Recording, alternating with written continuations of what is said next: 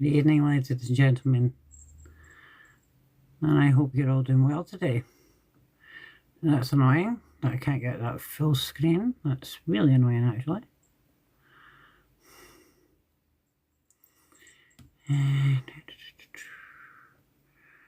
No, still not the correct picture. I don't know why the picture's been a pain. But we talk about this today, but for some reason, hi Adele, how you doing? What about this? Oh no, that makes me see through. Although annoyingly, you can see exactly what I'm talking about today. That's really annoying. Normally you can zoom them in and out, but for whatever reason it's not allowing me to do so.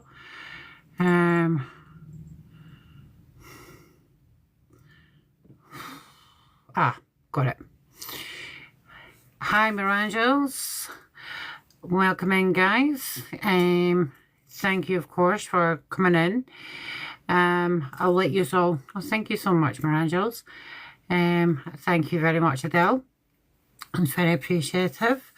Now I will be discussing the Gilgo Beach case.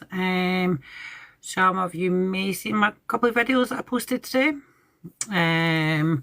Some of you may have been here back when I was discussing this previously.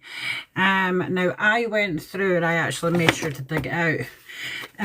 This 32-page court document. So this was the grand jury indictment, which was 32 pages.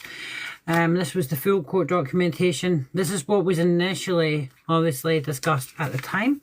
Now I am going to let some more people see if they want to pop in.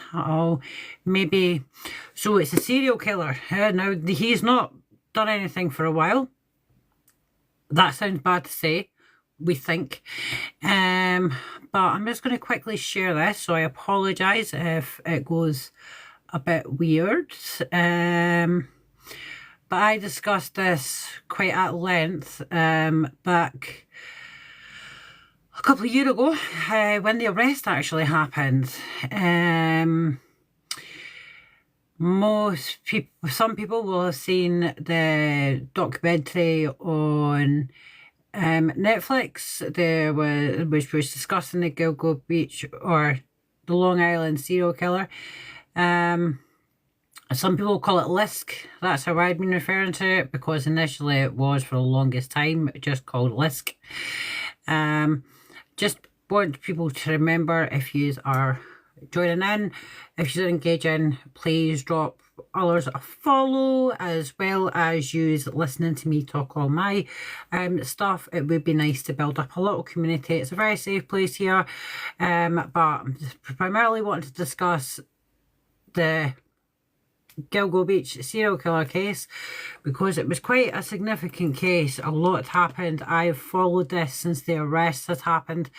I did a very, very, very long live when I discussed all of this, and it was a lot. I mean, you have his when he'd done the burner phone, some of the data that was collected, some maps to obviously give an idea of where it was, where he'd purchased burner phones, etc. Now we were actually 6 months out of the trial. Long awaited trial, very much so long awaited trial for to find out who and the Gilgo Beach serial killer actually was. Now there was more than enough for him to be followed, and what actually led to the arrest of Rex Heuermann was during the time that he was being followed, he discarded a pizza box in a bin, and it had his DNA on the pizza crust.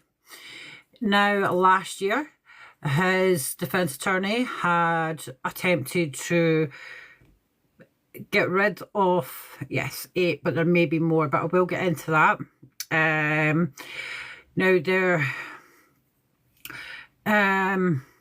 the DNA were obviously it was familiar DNA as well.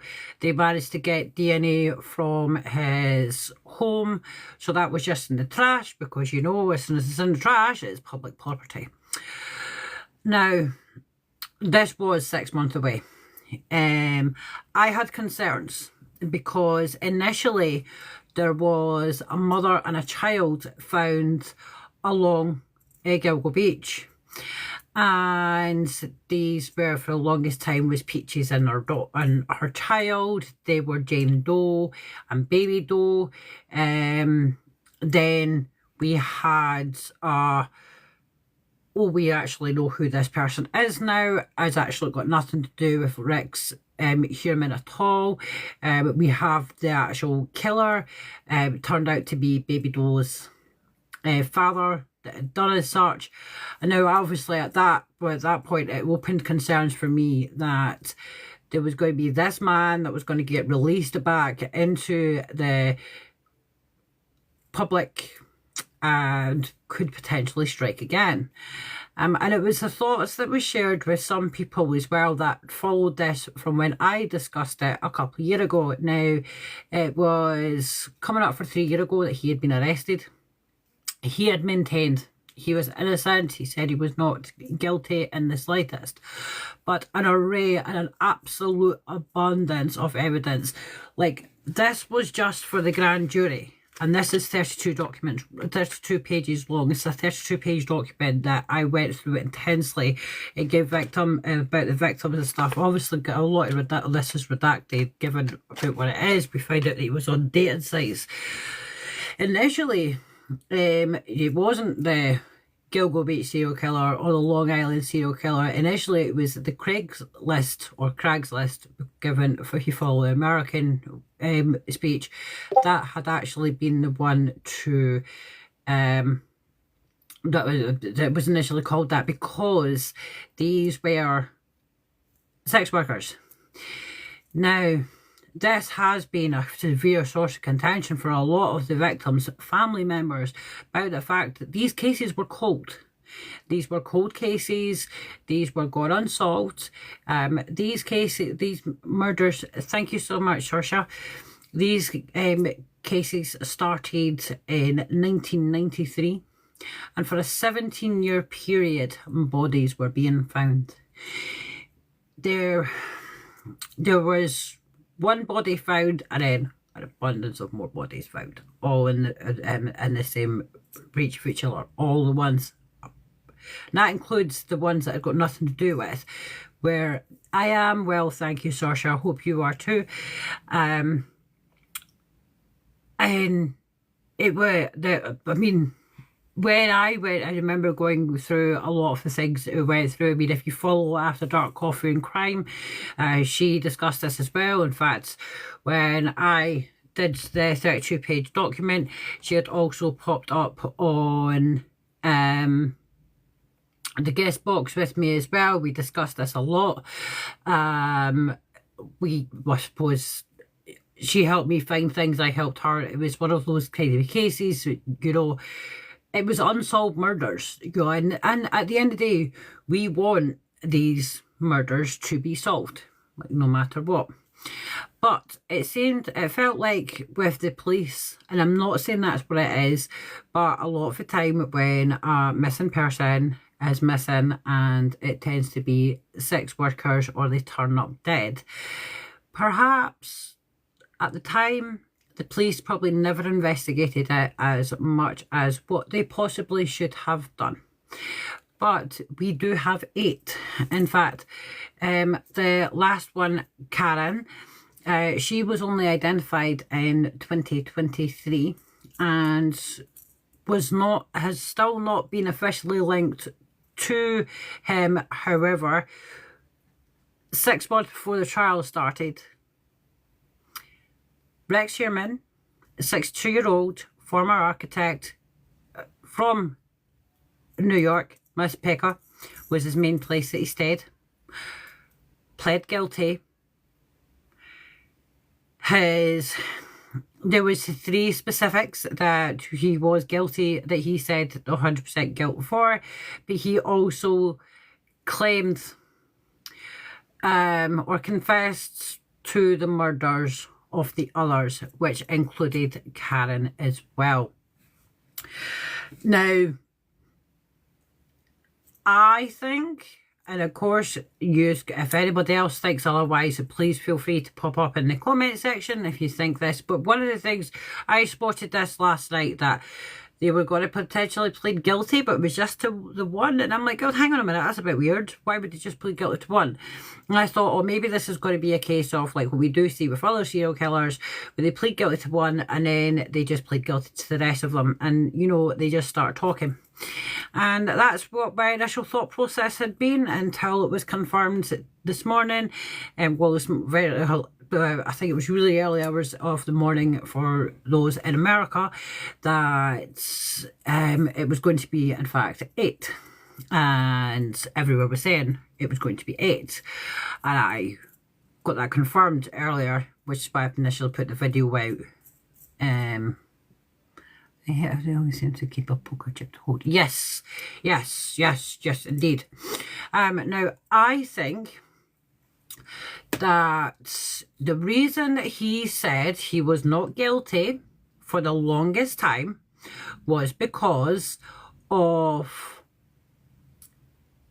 the Jane Doe and Baby Doe. Because he never done them. And he was very much like, well, I never done these two. So if this goes to trial, I can prove that these two weren't done. And because they'll all be... So it wasn't actually supposed to start for another 6 months, or Sasha. So I did see a post back on the 23rd of March to say that he was going to potentially be pleading guilty. I didn't believe it, because he's portrayed himself as a grandpa, family man, you know, he's got money, he is this, he is that, you know, he is 100% innocent, but there was the two that he was innocent for. So I think, and I'm under the belief, that he thought if they continued to be connected to them, that would have given enough benefit of the doubt in the jury's mind, because he didn't do those two, to acquit him for everything. And double jeopardy means that you can't get retried for it. But however, once these two, and that was the mum and child, once they were taken away completely from his trial, he's then realised that the evidence is stacking. And it is a significant amount of evidence. I mean, when I'm actually going through it even now and remembering just how much it was for the grand jury, and I listened to the DA talking on this earlier about the sheer volume of evidence that they had, and one included evidence in his truck, and this truck was seen in one of the victims' driveways. Rex Heuermann, there was an eyewitness to Rex Heuermann as well,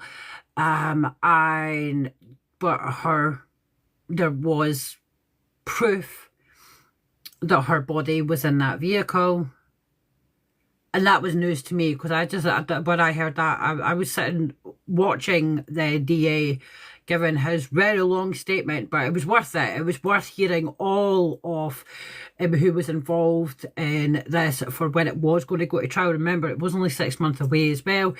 Like, if anybody has watched the DA speaking, there is an abundance of people behind him.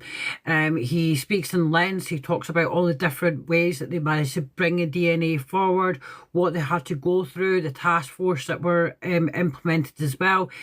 And this was, just because it was a cold case, didn't mean that it was closed. Cold doesn't mean closed. And also it shows to the full scope. It tells you, yes, it is on YouTube. I actually had I play it if you want me to play it. I'm happy to do as such. It is long, though. It's very lengthy, and obviously you could see that it had been put together to a degree, but there was obviously certain parts that weren't. Now, when I had first obviously came across the arrests and stuff, like there was the community when that was there, was the community were quite gobsmacked, actually, to be fair, that there was this man that had lived beside them for such a long time, that for an architect, his property was was at the state of disarray. Of course, I can't say that. The word's not coming out. Sorry, I do apologise. Now, I want to name, before I do go through what the DA said, I would like to obviously name the victims that has been guilty for. I'll go through a little bit of the about the evidence as well. Sorry, I'm just switching between different tabs because I do have, oh, that's not the right tab. That was a bit silly. Start off on the wrong tab. So my apologies, just bear with me a little moment. My Discord is chockers fully numerous different cases, so I apologise. But when I saw the sheer amount of everything, it's easy. Now, I'm actually going to read out the document, and this is the guilty document. So bear with me a moment. If anyone's got any questions, I have mods in here. Please pin if you can, if I don't catch the question, and of course you can all come back and I can chat to you very soon. So now, so this is obviously today at 11 o'clock in New York, 11 a.m. in New York. This was the release, and this was the immediate release from Raymond A. Tierney, who is a district attorney. Gilgo serial killer pleads guilty to 7 charged murders and also admits to the killing of Karen Vergata. Heuermann is expected to be sentenced to 3 consecutive sentences of life imprisonment without the possibility of parole for killing Melissa Barthelemy, Megan Waterman, and Amber Costello. Heuermann is also expected to be sentenced to a consecutive sentence of 100 years to life imprisonment for the killing of Maureen Brainerd Barnes, Jessica Taylor, Sandra Costello, and Valerie Mack. The Suffolk County District Attorney Raymond A. Tierney today announced that Rex A. Heuermann, 62, of Massapequa Park, pleaded guilty to 3 counts of murder in the first degree and 4 counts of murder in the second degree for causing the deaths of 7 victims previously referenced by indictment, as well as admitting publicly as part of his allocution to killing an 8th victim, Karen Vergata. According to the court documents and the defendant's admission during his guilty plea allocution, on or about and between November the 19th, 1993 and November 20th, 1993, the defendant met with Sandra Costello. After picking up Ms. Costello, the defendant subsequently strangled her, causing her death. Subsequently, the defendant transported and left the remains of Miss Costello in the vicinity of Fish Cove Road in North Sea town of Southampton, Suffolk County, until she was ultimately discovered by hunters on November 20th, 1993. At the time of her death, Miss Costello was just 28-year-old and survived by her son, who was approximately 5 years old. In April 1996, Heuermann met Karen Vergata. After picking up Miss Vergata, the defendant subsequently strangled her, causing her death. Following her death, Miss Vergata was dismembered by Heuermann, who then transported her remains to various locations. On April 20th, 1996, The severed legs of Miss Regatta was discovered on Blue Point Beach in the town of Brookhaven in Suffolk County. Almost 15 years later, on April the 12th, 2011, as part of the expanded search of the Gilgo Beach area, Miss Regatta's skull was recovered on Ocean Parkway in the vicinity of Toby Beach area. Miss Regatta's skull was recovered on Ocean... Oops, sorry, I just repeated myself. Sorry. Prior to her identification in 2023 via genetic genealogy, Miss Regatta had been referred to as Fire Island Jane Doe. At the time of her death, Miss Regatta was just 34 years old and left behind 2 sons. On or about and between September the 1st, 2000 and November 19th, 2000, Heuermann met with Valerie Mack. After picking up Miss Mack, the defendant subsequently strangled her, causing her death. Following her death, Miss Mack was dismembered by Heuermann, who then transported her remains to 2 locations: Manorville and Ocean Parkway, Gilgo Beach. On November 19, 2000, the 3 hunters discovered a black plastic bag approximately 1 mile of Halsey Manor Road and north of Mill Road in Manorville. Inside, they observed a decapitated set of human remains, which were later identified of those of Valerie Mack.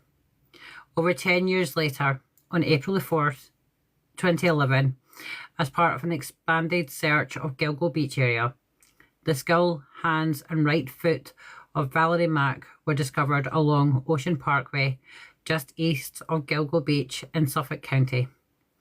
Prior to her identification in 2020 via genetic genealogy, Miss Mack had been referred to as Jane Doe number 6.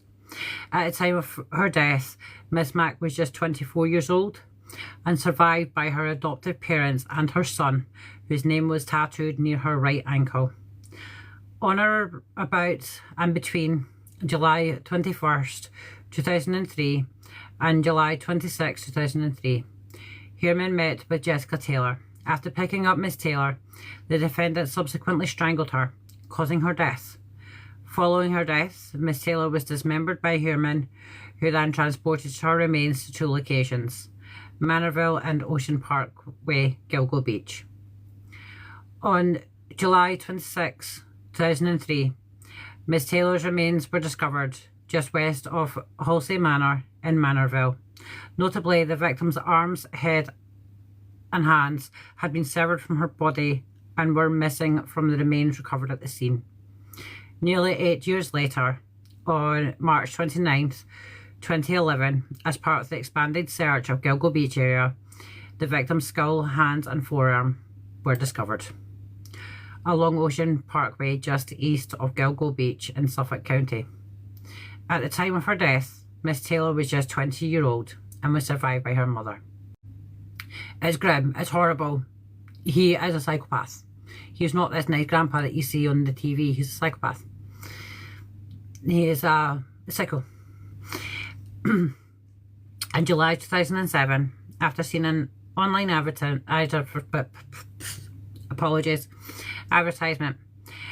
Heuermann utilised a burner phone to arrange to meet with Maureen Brainerd Barnes. On the night of 9th of July 2007, Heuermann picked up Miss Brainerd Barnes and subsequently strangled her, causing her death. Following her death, Heuermann secured the remains of Miss Brainerd Barnes with 3 belts and transported the victim to Ocean Parkway, Gilgo Beach.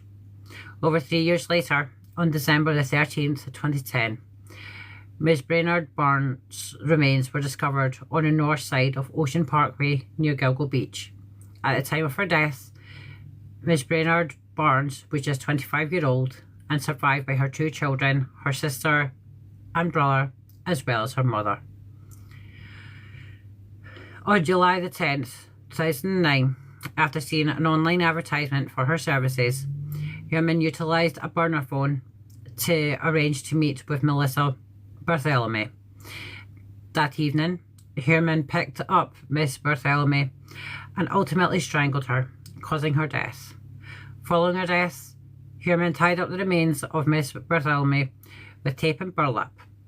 Subsequently, the defendant transported the victim's remains to Ocean Parkway, Gilgo Beach. Over a year later, on December 11, 2010, Miss Barthelemy's remains were discovered on the north side of Ocean Parkway near Gilgo Beach. At the time of her death, Miss Barthelemy was just 24 years old and survived by her sister, her mother, and stepfather. On June 6, 2010, Heuermann utilised a burner phone to arrange to meet with Megan Waterman. That evening, Heuermann picked up Miss Waterman from the Holiday Inn and I am sorry to any Americans, specifically those in New York, when I am butchering the names of these places, because I did the same when I read out the 32-page document, so I apologise first and foremost. And I want to say it's Hapog, but it might be wrong, so I apologise. And subsequently strangled the victim, causing her death. Following her death, Heuermann tied up the remains of Miss Waterman with tape and burlap, and then transported the victim's remains to Ocean Parkway, Gilgo Beach. Just over 6 months later, on December 13th, 2010, Miss Waterman's remains were discovered on the north side of Ocean Parkway near Gilgo Beach. At the time of her death, Miss Waterman was just 22 years old and survived by her daughter, mother, and grandmother. Finally, on September 2nd, 2010, after a ruse that occurred the night prior had disrupted Heuermann's encounter with Miss Costello, Heuermann utilised a burner phone to arrange once again to meet with Amber Costello. That evening, Heuermann picked up Miss Costello from her residence in West Babylon and subsequently strangled her, causing her death. Following her death, Heuermann tied up the remains of Miss Costello with tape and burlap, and then transported her remains to Ocean Parkway, Gilgo Beach. On December 13th, 2010, Miss Costello's remains were discovered on the north side of Ocean Parkway near Gilgo Beach. At the time of her death, Miss Costello was just 27 years old and survived by her sister. Following a long-term investigation, the defendant was arrested on July 13th, 2023. Heuermann is due back in court for sentencing on June 17th, 2026, but is expected to be sentenced to 3 consecutive sentences of life imprisonment without the possibility of parole for killing Melissa Barthelemy, Megan Waterman, and Amber Costello. Heuermann is also expected to be sentenced to consecutive sentences of 100 years to life imprisonment for the killing of Maureen Brainerd Barnes, Jessica Taylor, Sandra Costello, and Valerie Mack. In exchange for Heuermann's admission to the murder of Karen Vergata, this additional murder is covered by Heuermann's plea to the murders of the 7 charged victims. And then it just went into this is afterwards. Now there is still a task force that is still working on cold cases in the statewide now of New York. The murderer had timeshares elsewhere, residence elsewhere, and has a brother in a different state as well. Because his MO is sex workers, they are primarily looking at any cold cases surrounding sex workers. This isn't over, but at least for these 8 specifically, they can now see some justice.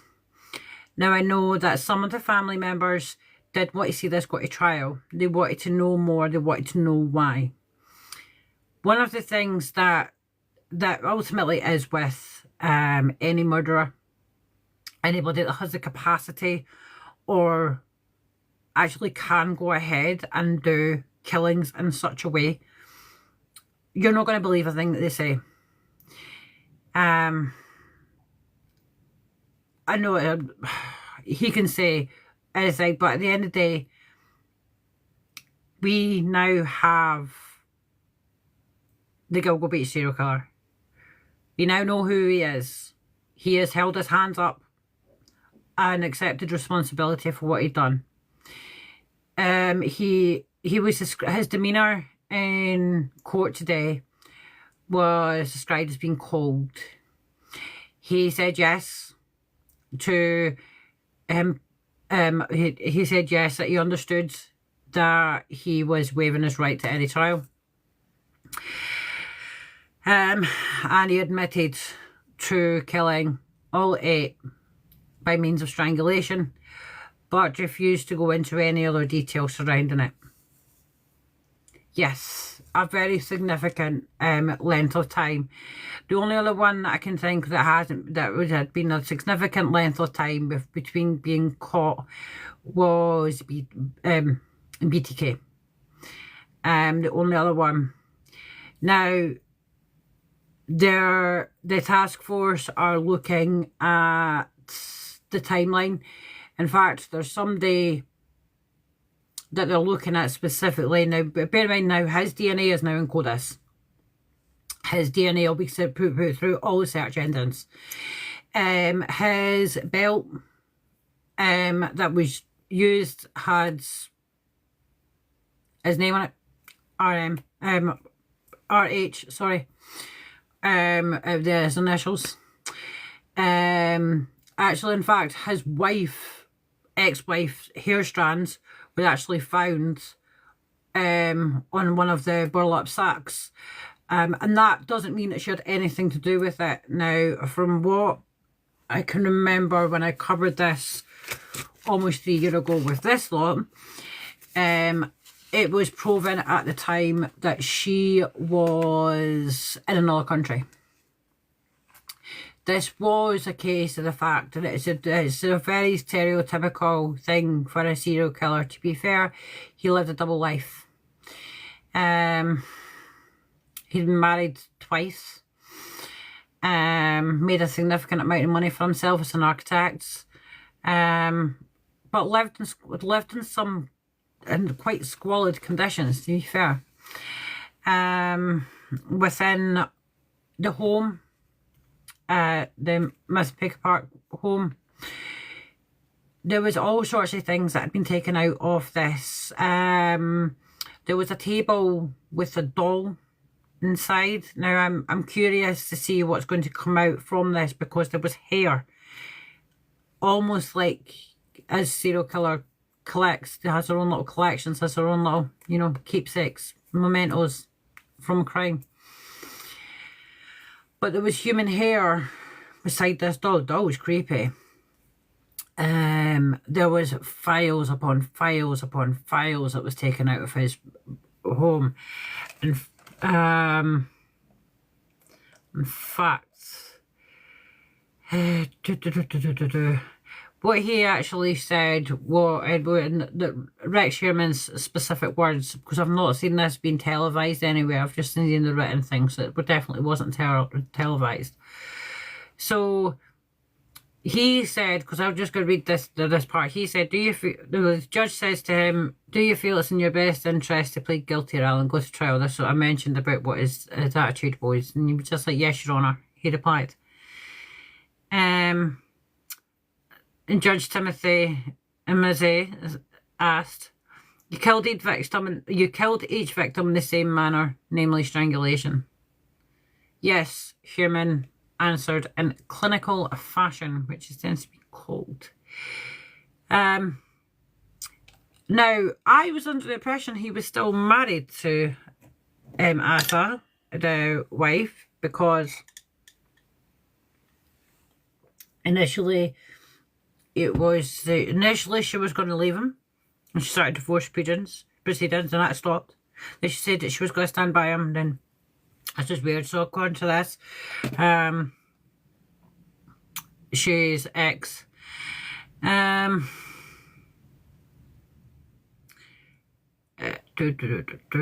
Sorry, yeah, I'm going to go through the thing. You actually, and asked user list if I would go through this, but I did say I was going to go through a little bit extra first.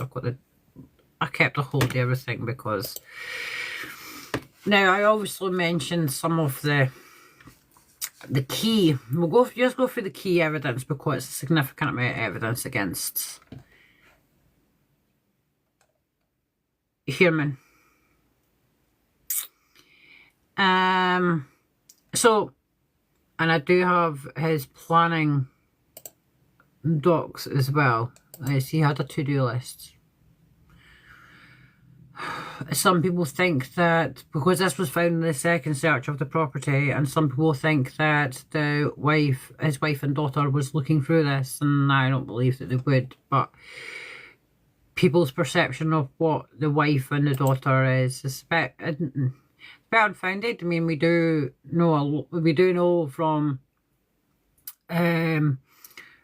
serial killers in general, they tend to live a double life, one murderous life, the other one family man. I mean, I did mention on BTK who had a long period of time between actual two killings, and it was him making a mistake because they thought he was untouchable, that actually they end up finding out who it was. So, and that was, he lived a complete double life. His daughter had no idea. He was married. It was serial killers aren't these people that live in the basement of their mum's houses. These are normal people that walk around us daily, which is quite scary. We walk past a significant amount of people that will go on to kill somebody, or has already killed somebody in our day-to-day life, which again is, yes, you never know who you pass each day. Like, people generally didn't believe it. Hi Tara, it was nice to see you. Now, I'm just going to quickly go through the evidence. We'll go through some of his digital. It is incredibly terrifying to think about. It is. You're right, we're angels. It really is. I'll need to see if I can dig them up again, but I'd started doing a series on facts, I suppose, about serial killers and stuff, so I never ever finished or concluded those videos. I was always meant to, but I forgot. So, the key evidence, and obviously the biggest bit of evidence here, was DNA. The pizza crust that I mentioned, the detectives surveyed Heuermann in Manhattan and recovered a discarded pizza crust from a bin. A swab from the crust matched a male hair found on burlap used to restrain victim Megan Waterman. DNA and family links. Advanced whole genome sequencing linked hairs found on multiple victims to Heuermann, his ex-wife and his daughter. Investigators believe hairs from his family were transferred to the victims via household items like tapes, belts and burlap while his family were away. The forensics teams recovered a deleted file from Heuermann's computer titled as planning document. It contained specific checklists for body prep, cleaning and dismembering. Prep, building a table with a crossbar, and post-events, which was changing car tires and creating alibis. Phone records, he had burner phones, which I did mention. Heuermann used burner phones to contact sex workers over 500 times in the 2 years before his arrest. These phones pinged off the same towers as his personal phone and the victims' phones in Massapequa and Manhattan. And the taunting calls. These taunting calls are horrific. I should have found the specific one that this was on before I started live, but you know, I never, because I'm a doofus.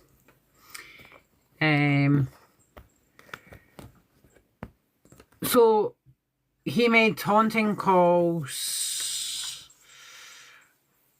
to the family of victim Melissa Barthelemy using her own mobile phone. Her own mobile phone. Vehicle evidence. The Chevrolet Avalanche, a witness, roommate of victim Amber Costello, described the killer as a large man. Yeah. Large man driving a first-generation green Chevrolet Avalanche in 2022, and investigators used vehicle registration databases to link this unique truck to Heuermann and Sandra Costello, which I found out today because I was reading the, what was it, Sandra? Oh, I'll play the DA thing because it gives you a lot more of the information. I will do that shortly. Thank you so much, Void. Now, investigators use the vehicle registration databases to link this unique truck to Heuermann. Digital searches and activity. Heuermann conducted over 200 searches, thank you Tara, related to serial killers in the Gilgo Beach investigation, including why hasn't the Long Island serial killer been caught, and mapping the victims. His devices contain significant collection of torture porn and depictions of sexual violence consistent with injuries found on the victims. Now, I do have this set, or I should have this set as over 18, so I'm hoping that I can let a few words fly with this. Physical items and weapons. During a 12-day search of his Massapequa Park home, police found a basement vault containing 279 weapons, which is the reason why he did not get arrested at his home. They knew that he had a significant amount of guns, and they chose to arrest him on the street, in fact, because it was safer. Because who's going to send the arrest task force, I suppose, to a property who has 279 weapons? This was found in a gun cellar, actually. Initially, it was believed that this gun cellar, and I remember thinking this as well at the time when they found out there was a whole cellar, that could it have been that he had taken his victims back to his Massapequa Park home and did the killings there, but there was no evidence found in that gun cellar of any murders that occurred. Like, none. And other items that recovered included a leather belt embossed with the initials HM or WH, found at one of the crime scenes. Now, I then went into his digital footprint. So, Rex Heuermann's digital footprint was central to the investigation, involving over 350 seized electronic devices that revealed a meticulously documented life of actual sadism and planning. And as of today, his guilty plea confirmed that these digital trails were effectively a blueprint for his crime. The most damning piece of digital evidence was a deleted word file recovered from a hard drive in Heuermann's basement. The blueprint created around 2000 It functioned as a how-to manual for serial murder. It included specific sections for body prep, cleaning, dismembering prep, building a table with crossbar for support, and post-event, so changing car tires and creating alibis. It had a section titled Things to Remember and noted lessons from previous killings, such as using a heavier rope and limiting noise to maximise playtime. The document referenced FBI profiler John Douglas's Mindhunter and listed dump sites that matched where victims were eventually found. Now, the document. So the planning document begins with a 4-category section with the underlined headings of problems, supplies, DS, and TRG.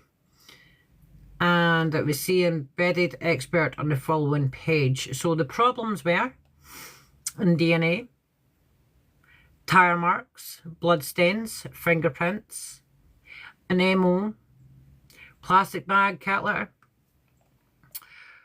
witnesses, trace source of supplies, foot or shoe prints, photos with a question mark, which is disturbing, misleaders, another with a question mark, police stop, truck stuck, fingerprints in gloves, plastic bags matched to box, hair and fibre.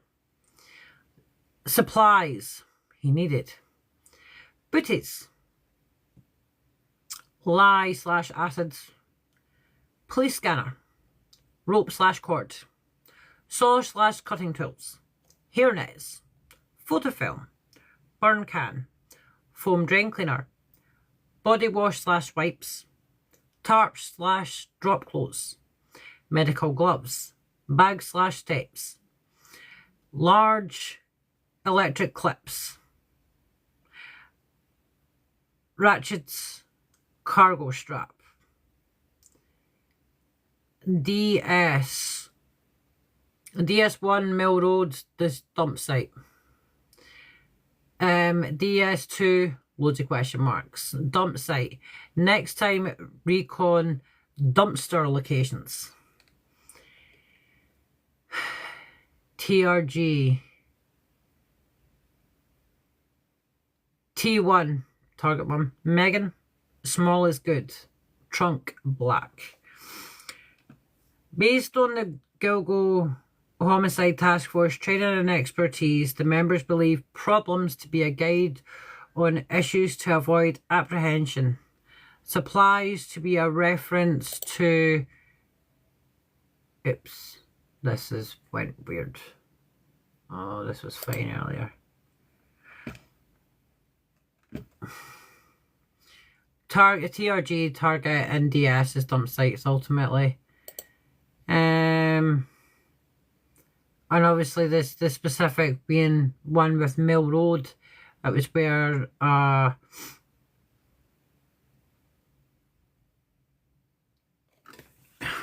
just forgot the name of one of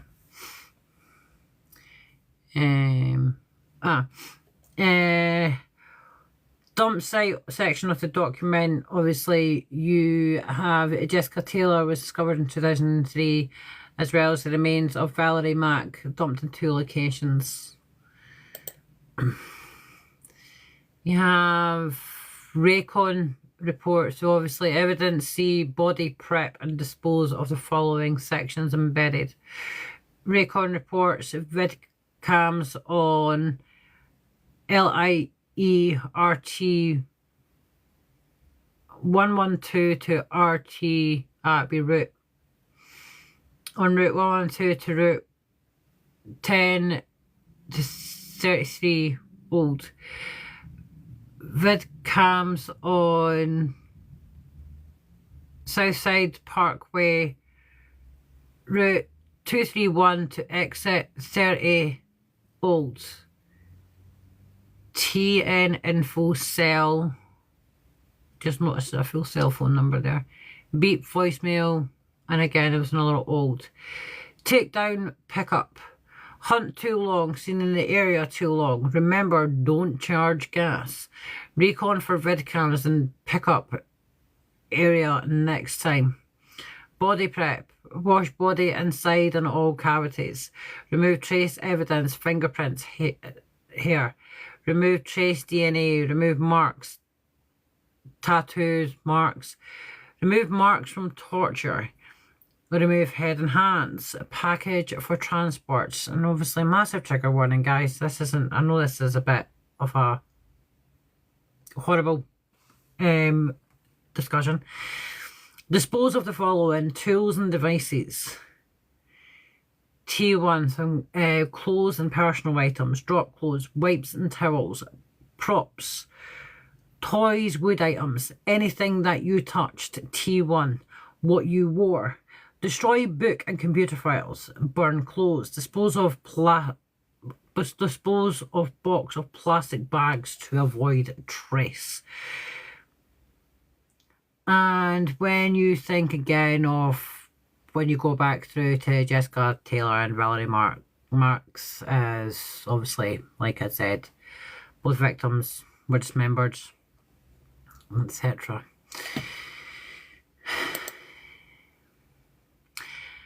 And everything obviously is consistent with the how, yeah, he did every second.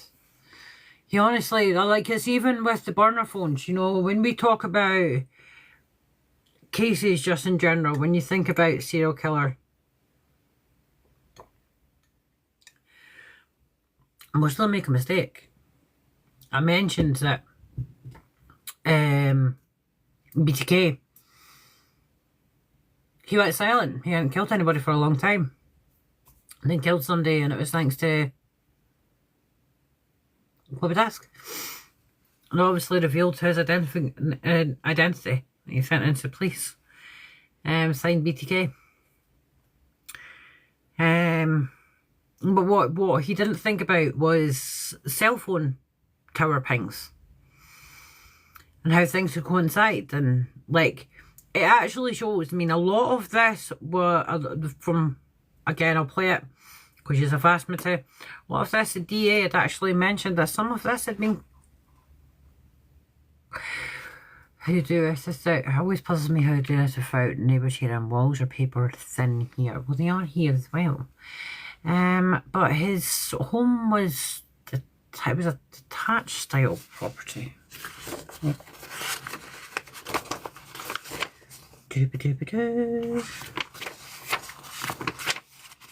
I may as well, because I've got the court document here.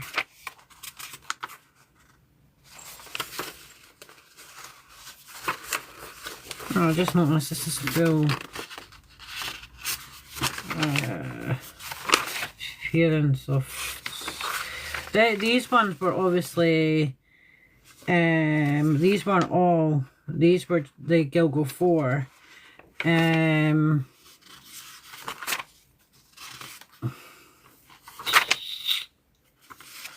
I had a picture of his property here. I do have a lot of maps and where cell phone ping locations are.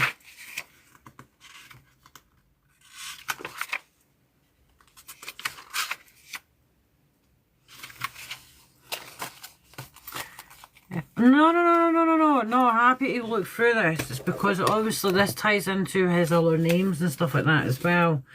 I used aliases, false names, fake names and stuff. And some of this, to be fair, some of this I'll go through, I'll hear some of what was mentioned in here.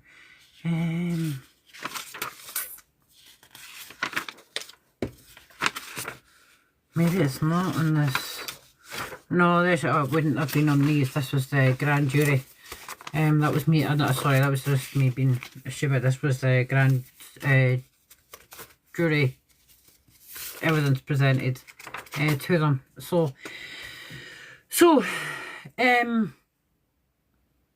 yeah, I mean, a lot of people, if you think about America in general, and Massapequa Park, specifically that sort of like villagey type place that he stayed in, It wasn't like your usual New York where everything's so close together, it's all built up on top of each other. And this bit's more a suburban, semi out the way. If you think about Gilgo Beach itself, and I did just have that up. I mean, the places that he was, it's a fair distance. I mean, Gilgo Beach is quite a long beach. Long, but then bodies.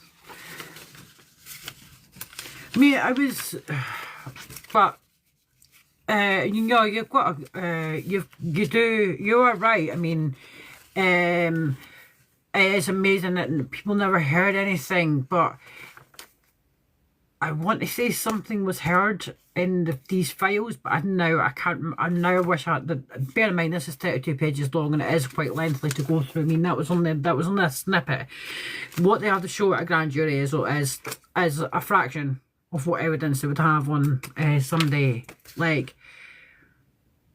my mind ultimately boggles, and he definitely 100% created momentum, like of his crimes and stuff. Like, he even wrote about it as his own little book.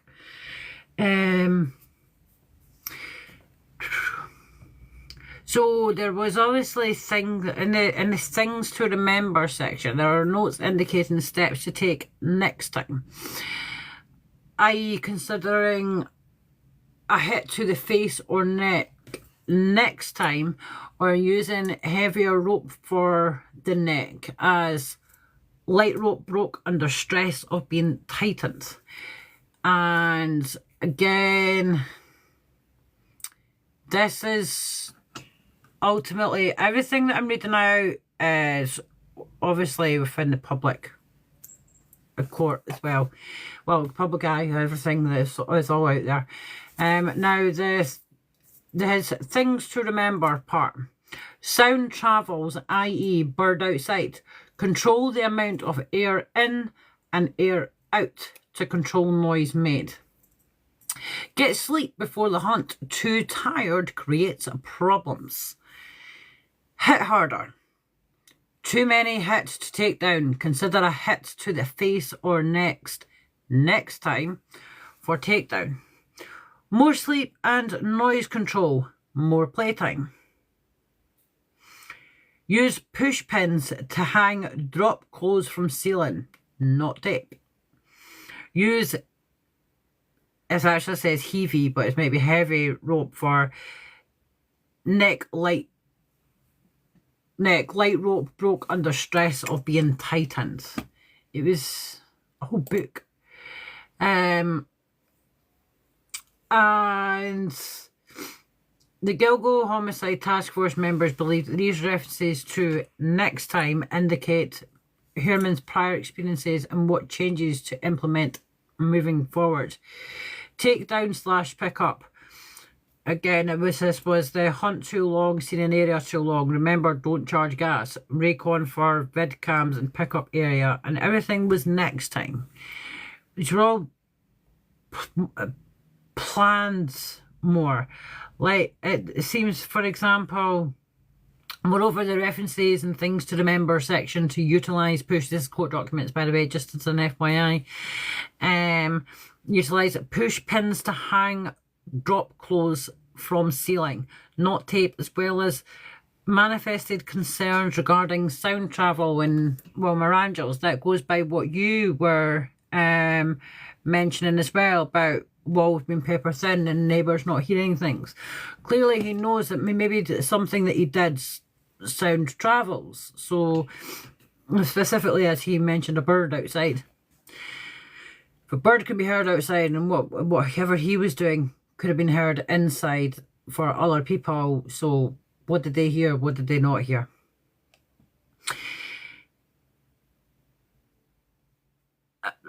Indicate the references. Incidents would have occurred indoors and likely inside target residence, which is a controlled environment that Heuermann would not only be familiar with, but also an area where Heuermann would have had access to said tools and supplies. Drop cloths would also serve the twin purposes of limiting the spread of forensic evidence, such as blood to confined area, as well as controlling sound travel, which would lead to more playtime, which is believed to be a reference to sexual and mutilation acts perpetrated on victims. Additionally, with Heuermann's family vacationing out of state, defendant would have had unfettered time and exclusive access to target residence, allowing defendant Heuermann ample opportunity to execute and clean. And finally, the HK planning document on Heuermann's laptop computer indicates a notes section. So notes: spur of the moment cover, Stockholm Syndrome. The more you do, the more clues you give. Look at the painting. What, why, who. Organised versus disorganised. And page 162 of X substitution, page 163 and page 175 of mutilation. Oh, sorry, mutilation equals disorganised. Must have wrote it wrong. And obviously the investigation to date has established the source of these notes, i.e. the Mindhunter paperback book authored by John Douglas, specifically the first edition published in 1996 concerning the criminal profiling of serial killers. For example, the notes on the section of the HK planning document includes the following notation, and that's obviously page 162, X substitution. Page 162 of said book does indeed reference X substitution, i.e. insertion of an object, as Douglas describes the rather horrible sexual mutilation and masturbation over the victim's body, but no intercourse. Penetration with umbrella and pens were acts of actual substitution. On page 163, Douglas opines that the perpetrator of such a crime, i.e. X substitution, would be a disorganised killer who would be compulsive and perhaps living with his parents. Accordingly, this notation contained in the HK plan document is consistent with, and of course. But obviously that was the problems with the DNA tyrants, blah, blah, blah, blah. There is a pre-prep list as well. So pre-prep was vehicle inspection, engage target 1, recon a dump site, dump site 1, locate dump site 2, weather report, recon vidcams, recon pick zone for vidcams, prep, set up stage, holding area, build table, crossbar, hard point, and post-event destroy file, change tires, burn clothes, dispose of pics, have story set, so an alibi. His body prep was wash body inside and all cavities, remove trace evidence, fingerprints, hair, remove trace DNA, remove ID marks, tattoo marks, remove marks from torture, remove head and hands, package for transport. And dispose of the following: tools and devices. Target 1, clothes and personal items, drop clothes, wipes and towels, props, toys, wood items, anything that touched target 1. What you wore, destroy book and computer files, burn clothes, dispose of box of plastic bags to avoid evidence. And of course that was the rest of it was the things to remember, to take down, to pick up. And that's the end of that. It's horrible. So that covered what ultimately his How to Kill, that was a deleted document. I love that it doesn't matter how much you think that you have deleted a document from a device. If you've done something wrong, The technology departments within the police are incredible, and they can find so much. When I do, and I promise I am going to cover it, in a murder case that had obviously concluded, but there's a fraud case starting soon in Groundhurst, so it's not completely finished with the murderer. How the experts were able to find ghost images, where things that had either been sent or received but been deleted from the device, and thought that was it. Thought it was all done and dusted. It wasn't on the cloud. It was a ghost image, and they were able to find out that it had definitely been viewed by said person. So I just think it's awesome what they can actually find when they really want to find something. What you do digitally, I mean, me looking up random things like this, obviously it would come up, but given what I discussed, it's almost the reason why it is. It's absolutely incredible what they can find. And the technology only gets more advanced as the days progress. Same with DNA. And this whole case does highlight the advances of technology, how they do genealogy testing, the IgG testing database, how they can get familiar DNA, how they used the cell phone towers, how they were able to map it to the point that his phone was pinging at the same time as a victim's phone in the specific area. And it's the chances, I mean, there obviously is serial killers still on the loose, you know, but every day is a new day for a breakthrough in science or technology, and every day is another day closer to closing a closed case, which is what these 8 women were. It was initially, you know, it was closed, it got not closed, it had gone cold. It's just insane. Now, his search history, there was actually a whole bit in here in this of his search history that had been completely redacted. And if you search further, you could find out it's grim. His search history is on the internet. You can find out what he was searching for. I won't say it all. It is quite horrible. There's a lot of it was talking about it's sadistic, ultimately, and torture porn and imagery depicting bruised and impaled women, as well as other images as well. Quite disturbing. Not for the faint of heart. Made me feel a bit disgusted, and I've read and seen a lot of what these perpetrators, these criminals, look up. But yeah, it's a bit, I'm not going to sit and read it out because it's not nice. It's redacted in that document for a reason. It's not a nice thing to be going through.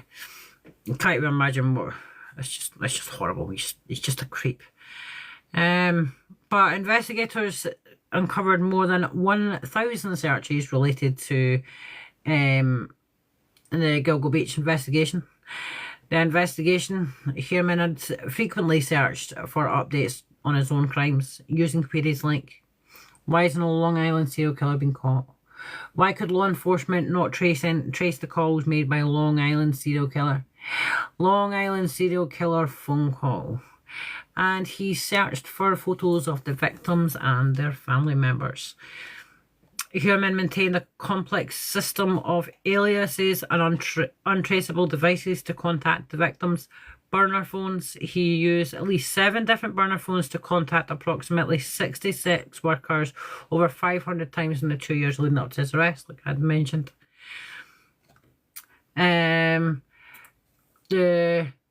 His aliases, accounts and phones were registered under fictitious names like Andrew Roberts, John Springfield and Thomas Hawk.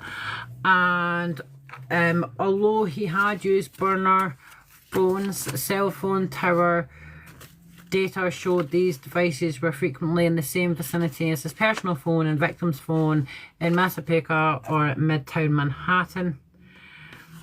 And I just want to quickly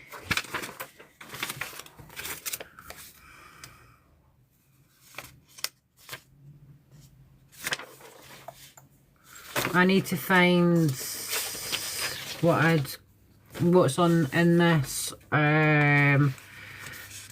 of Melissa Barthelemy even. I keep calling her Bartholomew, it's really wrong. Megan, Amber.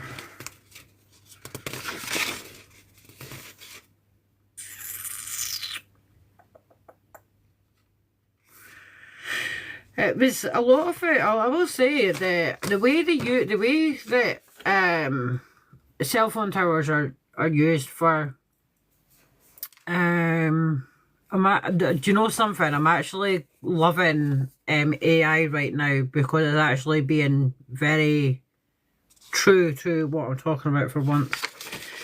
Here we go. So, following Miss Barthelemy's disappearance on July 17, 2009 at approximately 12:40 p.m, a male caller used Barthelemy's phone to contact Miss Barthelemy's family. The Barthelemy phone was located in New York City at the time, specifically attached to a cellular tower located at 4 Penn Plaza, which was approximately 2,372 feet or 0.45 miles from Heuermann's then office space, which was located at 19 West 36th Street in New York on the same day, approximately 1:45 p.m. Billing records from Heuermann's phone show call location in New York City, which is this one. So that was where the outgoing call 1.6 1 minute 6 seconds. That was the plaza itself and his office. So as you can see, looking at it on the map, it's very quite close together, not a huge difference. And then on the 22nd of July 2009, burner cell phone activity in New York, specifically attached to the cellular tower, the same one, was, well, similar one, approximately 872 feet or 0.16 miles from the defendant Heuermann's then office space, which time was located, and this one is even closer. So this was the burner phone, this is office, so even closer. And you can see, oops, I've pulled that here.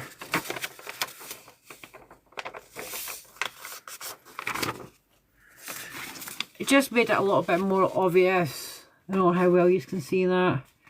Obviously, you can see how close that the burner phone is compared to his office as well. I love cell phone tower ping footage when you, well, analysis when you see it like that as well. And then yeah, then again,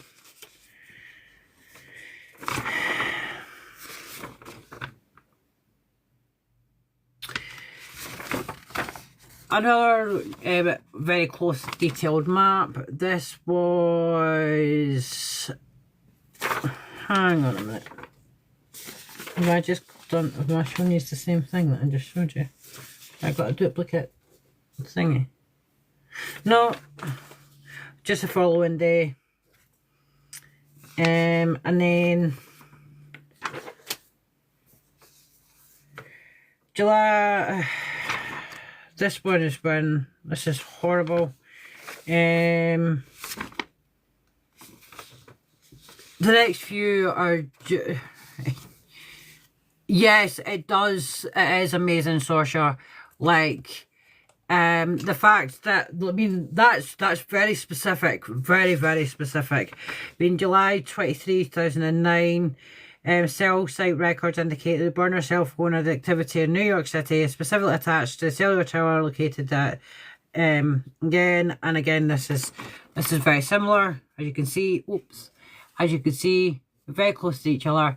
The radius of it, and I do. It is so, and Mirangels, it is incredibly satisfying. Like the whole thing is, it shows that no matter how smart you think that you are, digitally, we can be, well, digitally, you know, data and what is provided there is going to be 10 steps ahead of you no matter what.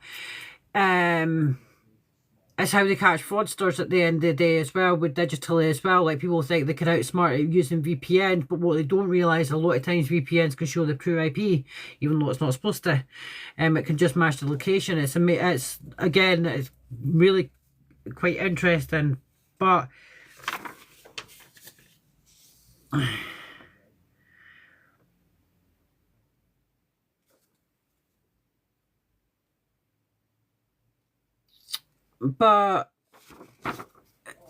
this one here is just ultimately different times when phone calls were made to X, Y, and Z. It showed how close a phone was used to his office. Again, obvious to the phone call with how it pinged back. That, and when obviously the reason I was going through this in the first place was because this is a bit more of a detailed outline of his online activity. Now, additional burner phones and online account activity linked to defendant Heuermann. As described herein, over the course of comprehensive investigation of defendant Heuermann, investigators located a number of online accounts and burner cell phones linked to the defendant Heuermann, which were held by him in fictitious names used for illicit activities. American Express records obtained via subpoena revealed reoccurring Google Pay payments made by defendant Heuermann to Tinder, an online dating and geosocial networking application used to find dates or hookups with a user's immediate vicinity. Records were then obtained from Tinder, which revealed that his Tinder profile was set up in the name Andy. Heuermann's middle name is Andrew, with links to burner cell phone, obviously that's redacted, subscribing the fictitious name of Andrew Roberts, which I mentioned that up there. I'm using an email account, and John Springfield with an Astoria, Queens, New York zip code, using another burner cell phone, which record shows has no thing. And I mean, the DA thanked Verizon, AOL, T-Mobile, the lot, about the activity, what they were able to find. I mean,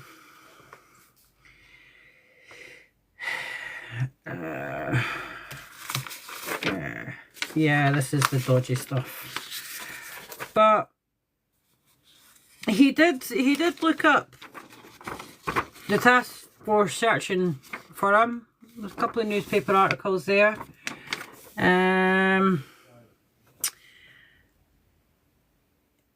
He had actually searched for and viewed articles concerning the very task force that was investigating him. He looked up on March 28th, 2022 at 9:19 AM to 9:25 AM. He searched for a long... Getting to the stage, the only thing invisible will be the truth, and we are definitely here for that, not gonna lie. Yeah, I totally agree with that. Miranda's completely, I mean, and he obviously looked up about the new task force aims to solve the Long Island serial killer, and he also looked up cops launch Gilgo Beach homicide investigation task force. Yes, Bob? Sorry, Bob was meowing behind me. I mean, this was his fictitious AOL account. Further revealed selfie portraits that appeared to have been taken by defendant Rex Heuermann of himself and sent to other persons to solicit and arrange for actual activity, further linking Heuermann to fictitious email account and burner phone used to establish the account. And that's Rex Heuermann wanting to date. No, I wouldn't want to do that. He also was photographed. Now, he's a big guy. He's really quite tall. He's really quite... Well, yeah, he's not a nice looking guy at all. I remember when first covering this almost a year ago now, there was a person in the comments that said that his high school classmates used to call him Heuermann Monster because he looked a bit out of place, a bit odd, and we're not here to nitpick somebody's... No. We're not here to nitpick at somebody's looks. I'm not in the oil painting myself. You know, I'm not going to say that in the slightest, but at the end of the day, this sycophant had decided to go on killing people and thought he could get away with it. So no, I will nitpick on this person's looks, and he was called Heuermann Monster because he was a rather unattractive man. Incredibly so. He was pictured by burner phones. Like, there was no shadow of doubt that it was him. What they had here was incredible. And this had proof that he was sending... they had proof that he was sending images to sex workers. And these were about the bodies. This was all the evidence that I mentioned. But he phoned Melissa's sister, teenage sister, in 2009. Had initially claimed that she was, and yeah, you can just see Bob in the background. Say hi, Bob. No, he's not interested in talking. But yeah, he said that she was in a whorehouse. He saw her. Ned had also described about how she died in one of these phone calls. I'm sure the phone call things would be done at some point.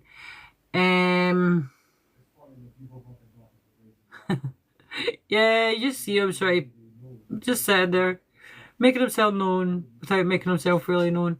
I really need to collapse that Halloween decoration down, but it just sort of stays there. So excuse the random coughing in the background. It's incredible what they found. They used data carving in unallocated space, which is a basement of a hard drive. The area of a disk where the computer marks files as deleted but doesn't immediately overwrite the data. By identifying specific file signatures, they reconstructed the deleted Word document listed HK 2002 to 2004.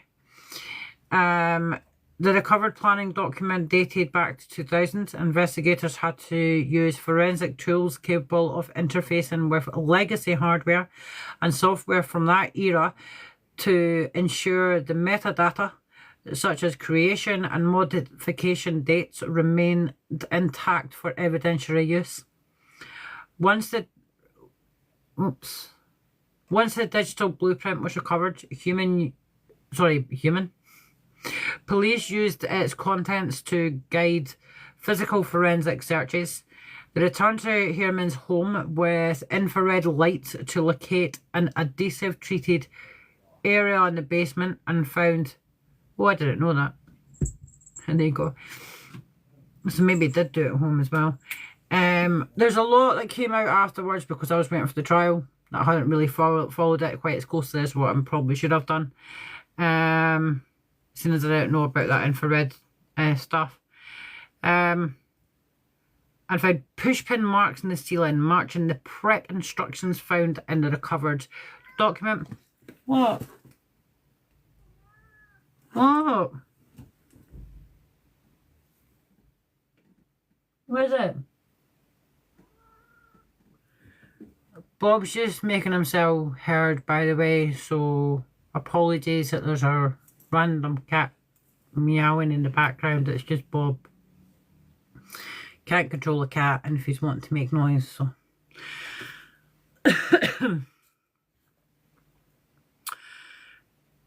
Matching the prep instructions found in the recovered document, and forensic analysis proved the document was locally created.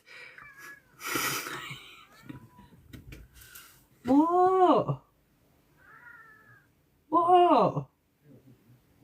Do you want to come over? Yeah.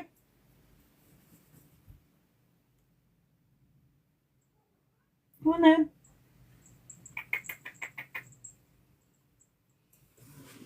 There you go. You might as well come and say hi. Seeing as he was making all that noise. He's all nice and quiet now, see? Hey. You just want to be the wee star for a wee bit. Hey? You just want to be a wee star for a little bit. Oh, Bob. He is adorable, isn't he? He's a big fluff ball. But he's got feeling acne, right? Which I can't do anything about. There's nothing that they can give him for him. But he's got a wee... I actually sat and watched him do it. He's got a little bit on his... he always gets it on his front legs. And he sits and pulls his fur out. So he ends up with wee thin patches. I'm going to maybe see if I can get some antihistamines for him. Because it does get worse over the spring, summer months. And it would just be obviously with the pollen coming in from the outside and stuff. So he doesn't really get to go out unless he's on a harness. So, hey. He's like, I'll just stay and get all the cuddles.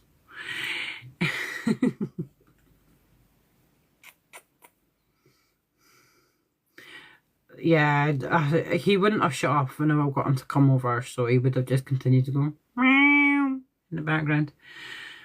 That's a very bad impersonation of my cat. Oh, is that you done? Is that you done?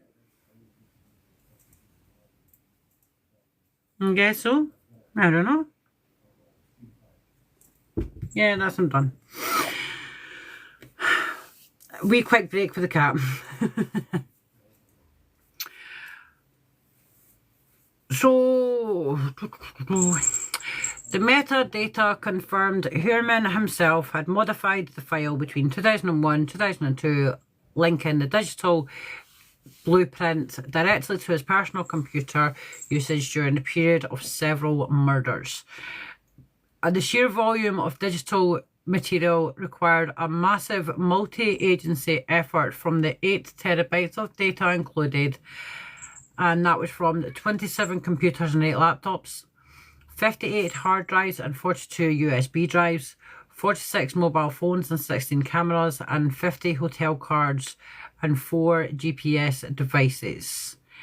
It was quite interesting of how they were able, like we were saying, you know, of what can be found now.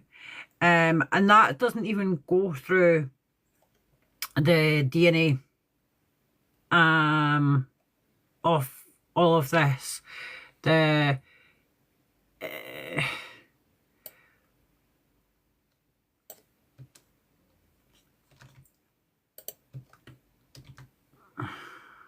It's actually quite cool.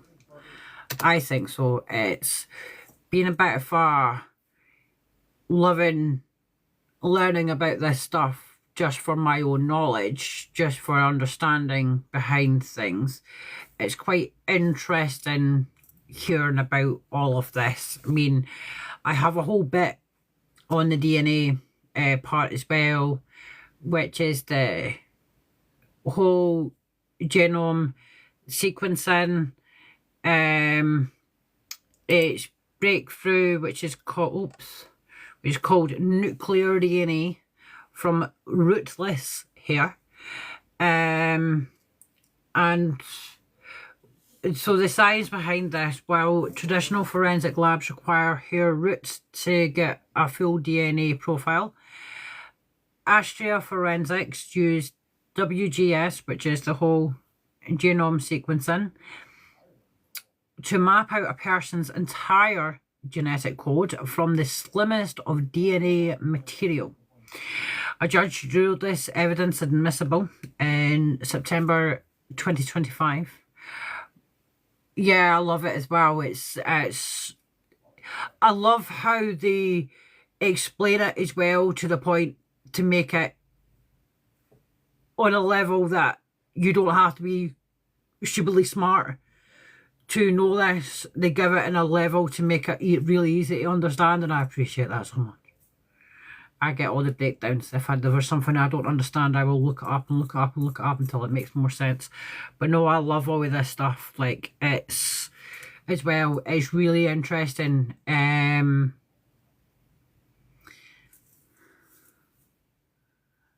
Hi, Amy. Good to see you. Yeah, I take breaks. I say that I'm going to go live about things, and then you don't see me live for like 3 weeks or something, and then I'm suddenly like, oh, really, to go live?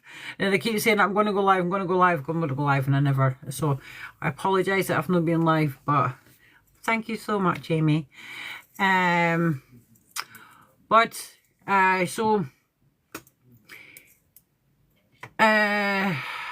This was ruled admissible in September 2025. This was the evidence. This was part of the evidence that we're trying to, the defence begged for them to not to use, but the judge said, nope, go ahead with that.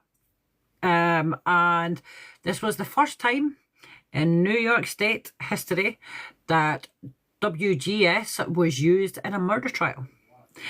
And the technology successfully linked Heuermann, his wife, and his daughter to hairs found on 9 different strands across 6 victims.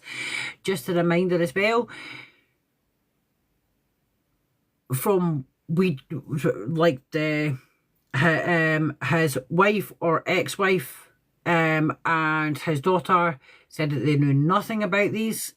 Phone records show, and obviously that's purchasing history as well, that these killings were done when they were not in the state.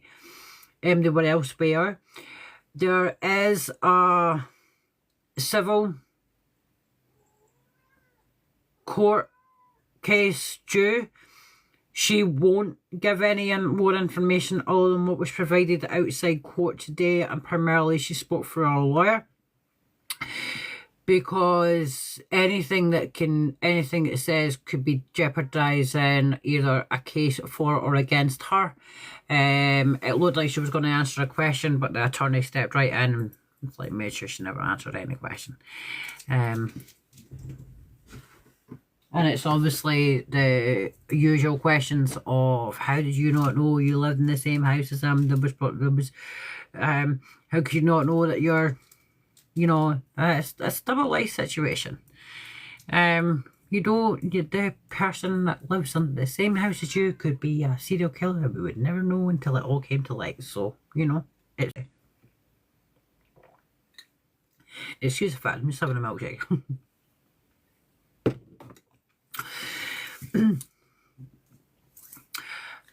And now the DNA that most people will know about, but I can't pronounce it properly. I never have been able to, so I apologise in advance. But it's the mitochondrial DNA, and I probably just said it properly there. So that's the mtDNA testing. Because mitochondria are more robust and more numerous in cell than nuclear DNA, they can survive extreme environmental degradation. Investigators followed Heuermann covered a discarded pizza crust. Lab results matched the mtDNA from that crust to a male hair found on the burlap wrap used to bind victim Megan Waterman. mtDNA was also used to identify hairs belonging to Heuermann's wife and daughter on victims such as Valerie Mack.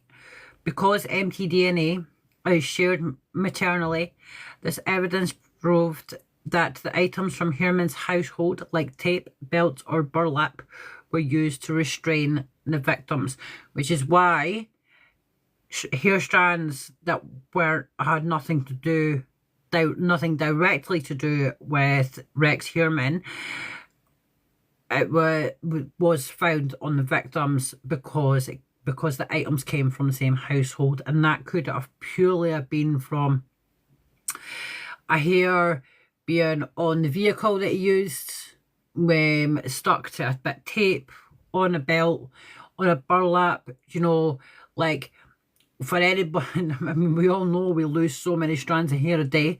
I leave my DNA all over the place. Everywhere I go, I'll leave a bit of DNA.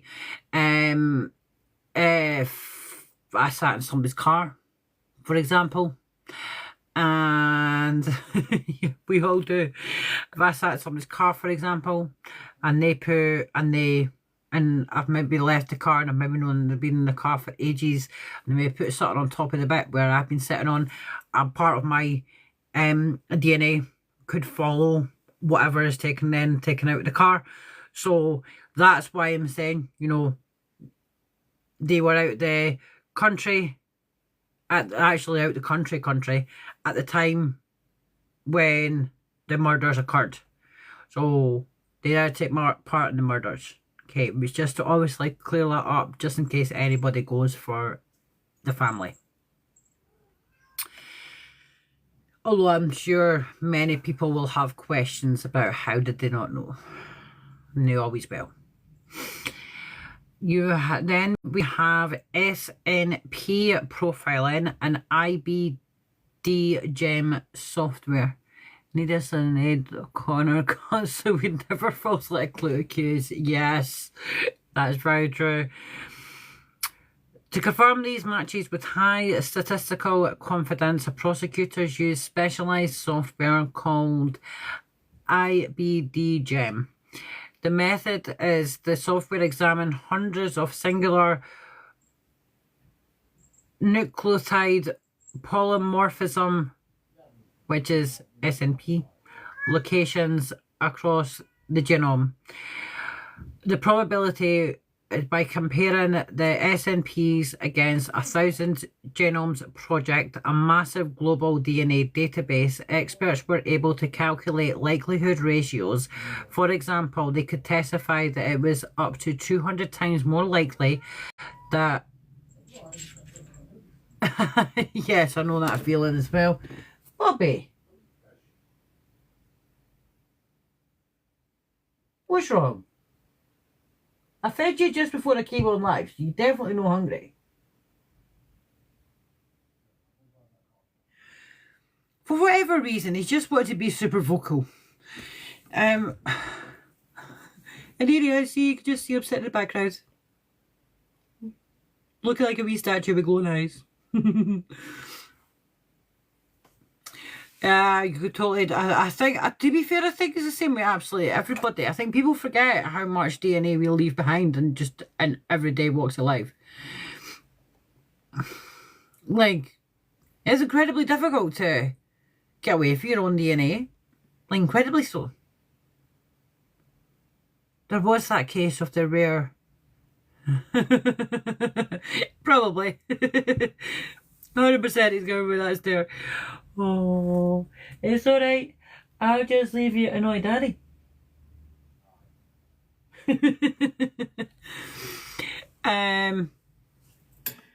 So the probability, I'm just going to repeat this, sorry, Bob does keep interrupting me. By comparing these SNPs against 1,000 genomes project, a massive global DNA database. Experts were able to calculate likelihood ratios. For example, they could testify that it was 200 times more likely that a recovered hair came from Heuermann than a random individual. And those techniques were not just used for Heuermann. The same level of advanced DNA technology helped identify other Gilgo Beach victims such as Karen Vergata and Tatiana Marie Dykes. That's not one of the victims. The toddler of victim Peaches by matching their remains to relatives. So Tatiana Marie Dykes, just to advise, that was the child that was found that initially it was initially linked to him. We now know it's transpired that it was the Tatiana's father that committed that crime. So but a DNA testing has come so far.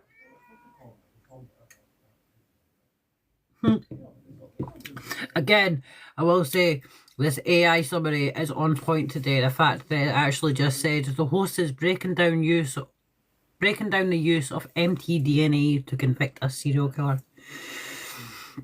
For many people, today's been a very long time coming. And I keep promising to play it. Now, this is lengthy, very much so.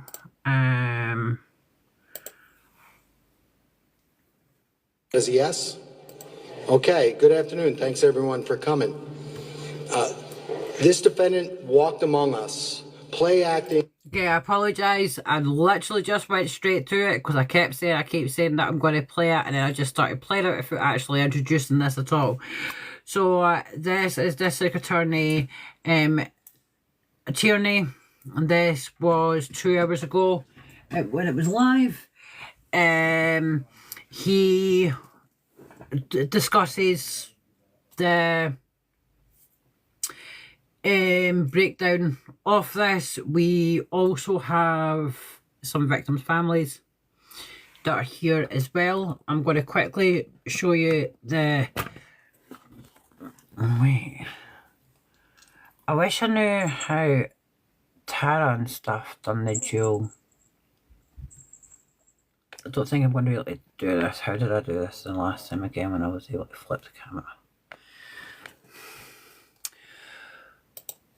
Can you all see this? Oops. Okay, so as you can see, we have some of the family members of the victims that are here. And we have a district attorney and stuff here. It was asked for this to be played earlier. I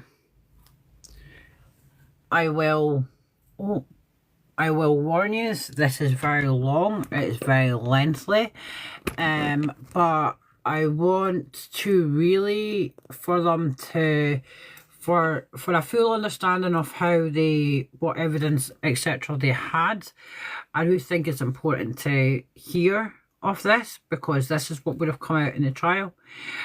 So this has been broken down a little bit. I won't play it all, but I will play a majority of it. And then once he has finished a lot of his speaking, which I can see...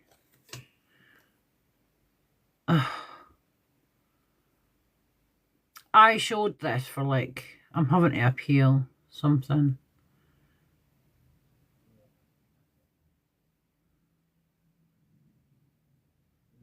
I don't know, somebody's reported me for something, I don't know what it was, but I've put an appeal through anyway.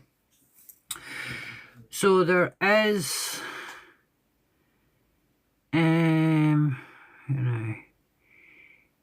the district attorney speaks for 33 minutes. Then we have the two gentlemen behind. Yeah, I know. The two gentlemen behind that I've had to put appeal in because apparently I've done something that's against TikTok rules. Your district attorney talks again, then we have another couple of people, and then it starts with the victims' families coming in and talking as well, because this is about remembering the 8 victims in this and making sure that they are the forefront of this, which is why I don't have his picture displayed and why it is just the 8 victims themselves, because I do believe that they should have been, and I will do a follow-up video with naming all 8, because I do feel I kind of gave them a wee bit injustice when I did the video earlier, which is why I did a couple of follow-up videos on my crime with Anne and my backup as well, just to picture really of the victims, as well as that document that I read out on Crime with Anne. But this is the district attorney speaking. And I'm going to come off just to the side a bit, just a little bit, because I will get flagged for having a cigarette on live. Seeing as I've done something else that has caused TikTok to be unhappy with me.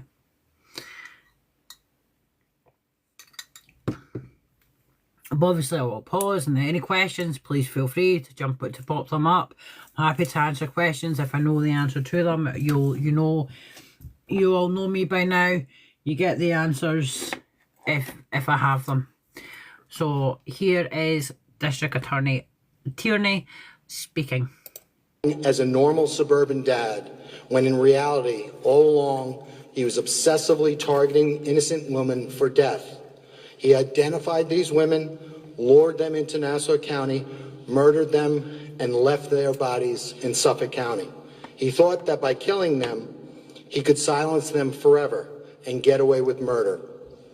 But he was wrong, because it was these victims, these women, who refused to stay silent. First, that silence was broken by the victims' families, who advocated for their loved ones and agitated for justice. Then the noise grew louder through the ensuing investigation and examination of the evidence that the defendant left at or around the crime scenes, as well as on the bodies of the women themselves, that further told the stories of these victims and what had actually happened to them. It was this evidence that ultimately was put together by the task force that proved to be the defendant's undoing and led to the pleas of guilt in today's court proceeding. And it is in this way that these murders were solved. And while we in law enforcement, as well as our Suffolk County citizens, mourn the loss of these victims, we are also grateful to them and to their families, because without them, this defendant would have never been brought to justice and would still be walking amongst us. And he would still be portraying himself as that same harmless father next door, instead of what he is, a convicted murderer. Ultimately, this case is really about these victims and their stories. It is not about this defendant. And I speak for everyone in law enforcement, and when I say we are honored and thankful for being able to have played a small role in obtaining a small measure of justice for these families. For decades, this case stood out as a painful scar on the face of Suffolk County law enforcement, Suffolk County government, the citizens of Suffolk County, and the victims' families as well. However, with the defendant's pleas of guilt today, it means that for the first time since the deaths of these women, we can turn to all of these same people and say, Rex Heuermann will be held responsible for the 1993 murder of Sandra Castilla, the 1996 murder of Karen Vergata, the 2000 murder of Valerie Mack, the 2003 murder of Jessica Taylor, the 2007 murder of Maureen Brainerd Barnes, the 2009 murder of Melissa Barthelemy, the June 2009 murder of Megan Waterman, and the September 2010 murder of Ms. Costello. Despite this tragedy, there's a lot of different emotions, and I guess the word for today, despite the tragedy, despite all those emotions, is thankfulness. We are thankful. We have a lot to be thankful for, despite these emotions. First and foremost, we are thankful for the victims and the victims' families who told their stories, their loved ones' stories, and defended their loved ones' legacies. Without them, we would have never truly gotten to know those victims. My start in this case occurred before I took office. A homicide detective with the Suffolk County PD, Pat Portella, gave my phone number to Melissa and Amanda. Melissa is, of course, Maureen Brainerd Barnes' sister, and Amanda is Melissa Barthelemy's sister.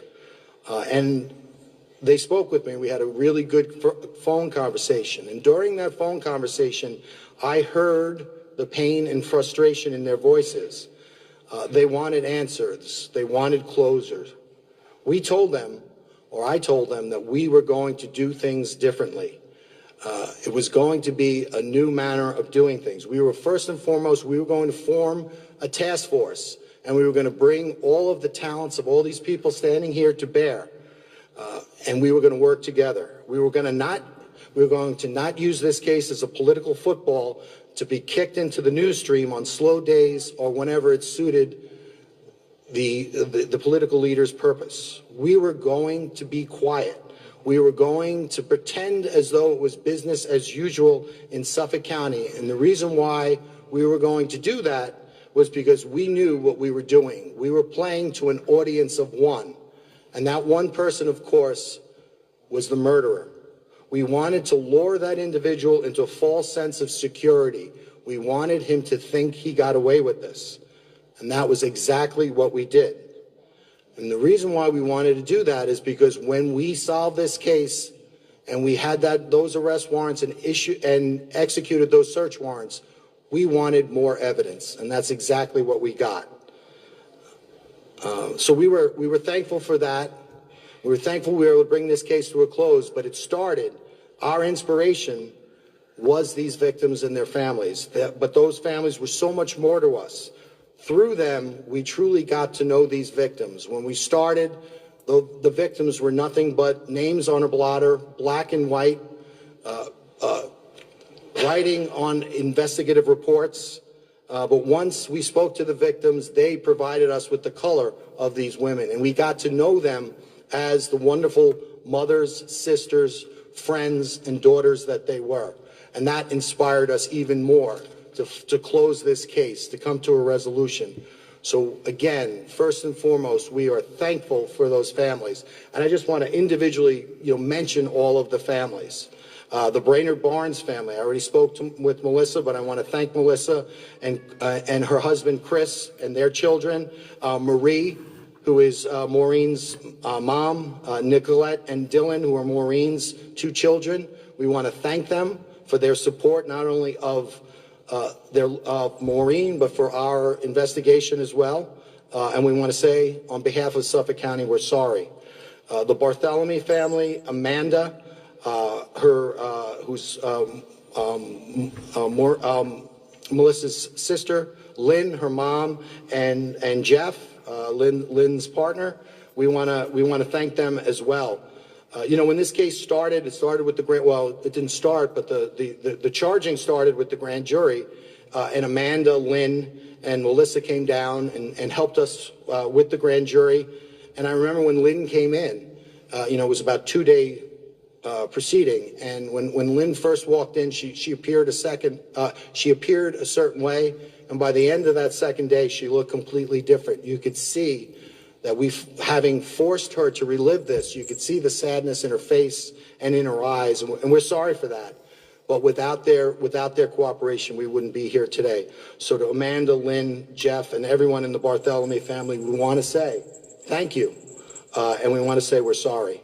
To the Waterman family, we have Megan's aunt, Liz, and we have her daughter, Lily. We want to thank them. We didn't get to know them until after the indictment, but again, the way that they stood by Megan and the way they supported us, we want to say to them, thank you, and we're sorry.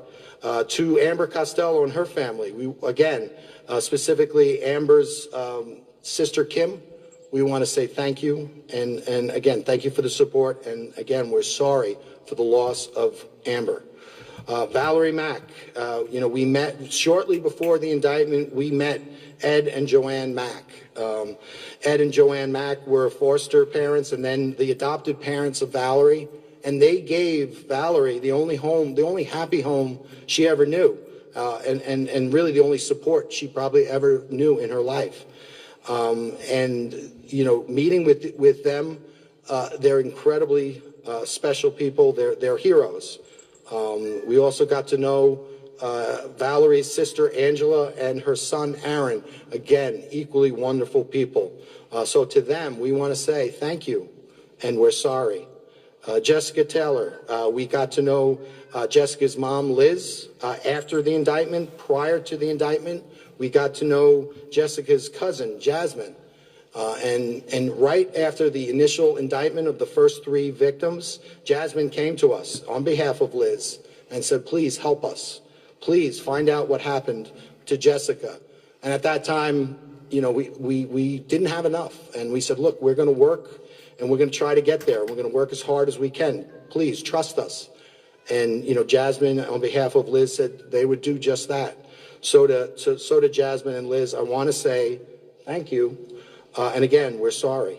To the Vergata family, Karen Vergata, we recently went, I did, I know members of the Suffolk County PD had already spoken to the family, but my team recently went and we saw Eric and Gary, who are Karen's sons. Gary's not here today, but we got to meet Gary, and I know Gary's watching, so we want to say hello to Gary. Eric's here. We want to thank Eric. And again, we want to thank you and tell them how much we admire them for supporting their mom and for supporting us. And again, we want to say we're sorry. On behalf of all of Suffolk County, we're sorry for Karen's passing. The Castilla family, Cassandra Castilla. We had the opportunity shortly before the indictment to meet with Ariel, who's the husband of Ruth, and Ruth is Sandra's sister. Again, wonderful people who really stood by and supported Sandra. So we want to thank them for that. We want to thank them for their support of our investigation. And on behalf of Suffolk County, we want to tell them we're sorry. We're sorry. So that's the family. Again, they inspired us. They're the reason why we do what we do.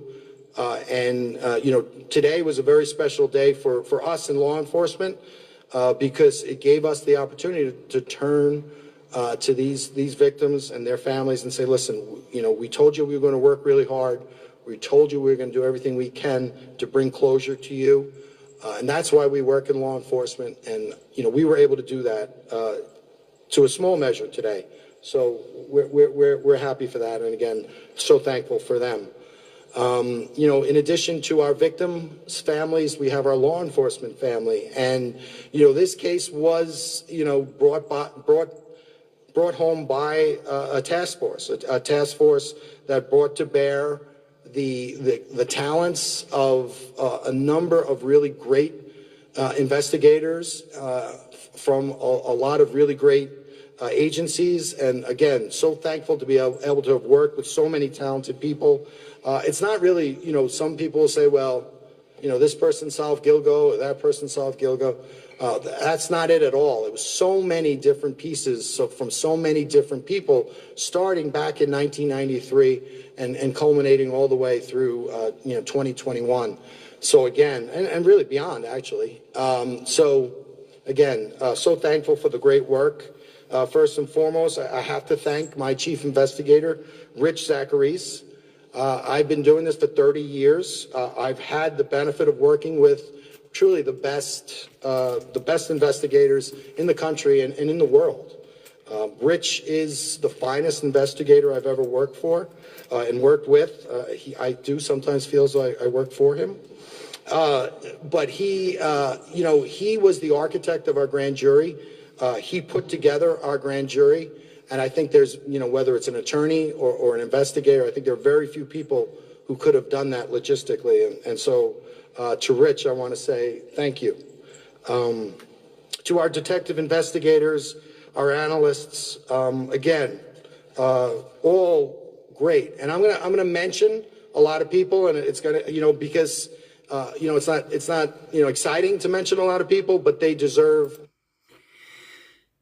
Right, this is a lot of kudos to themselves. Ultimately, I want to find the bit where they mentioned about so it's not. I understand why there is some people that may be upset about, because I'm just going by the comments about the fact that it took so long for a conviction, it took so long for this, but given the fact that sometimes time is needed and advances in technology, etc., is of course needed. So there is a lot of thank yous. It was quite considerable amounts of task forces that were used to bring down a murderer and to get justice. I want it to be mainly about this bit to be about what he was actually finding in regards to things. So I'm going to skip a couple of little bits. Fortunately, there's not a wee... Now, sometimes you get the wee lines on YouTube about the different things that he's mentioning, but unfortunately he's not. All of the work and all the work that they all did. We have, when Pat Albergo, who's retired, also, he ran, helped us to identify a lot of potential interviews of inmates and other. That had to be done in 2011. The landscape changed, the cell sites changed, the cell phone analysis that we all heard about, that was done by the CAST, or cellular. The FBI CAST stands for Cellular Analysis Survey Team, and specifically Special Agents Eric Perry and Mike Sabrick. Really unbelievable work by them. Eric, he provided the drive time records, so those boxes, those areas of interest in Manhattan and in Massapequa Park. That was developed because in 2011, Eric Perry drove with equipment through every single neighborhood and extensively mapped the cell phone coverage in those areas and allowed us with specificity to be able to develop these areas of interest. Just as a note there, he said 2011 they had some technology. Can you imagine the advances now? 15 years later. Well, 15 years later.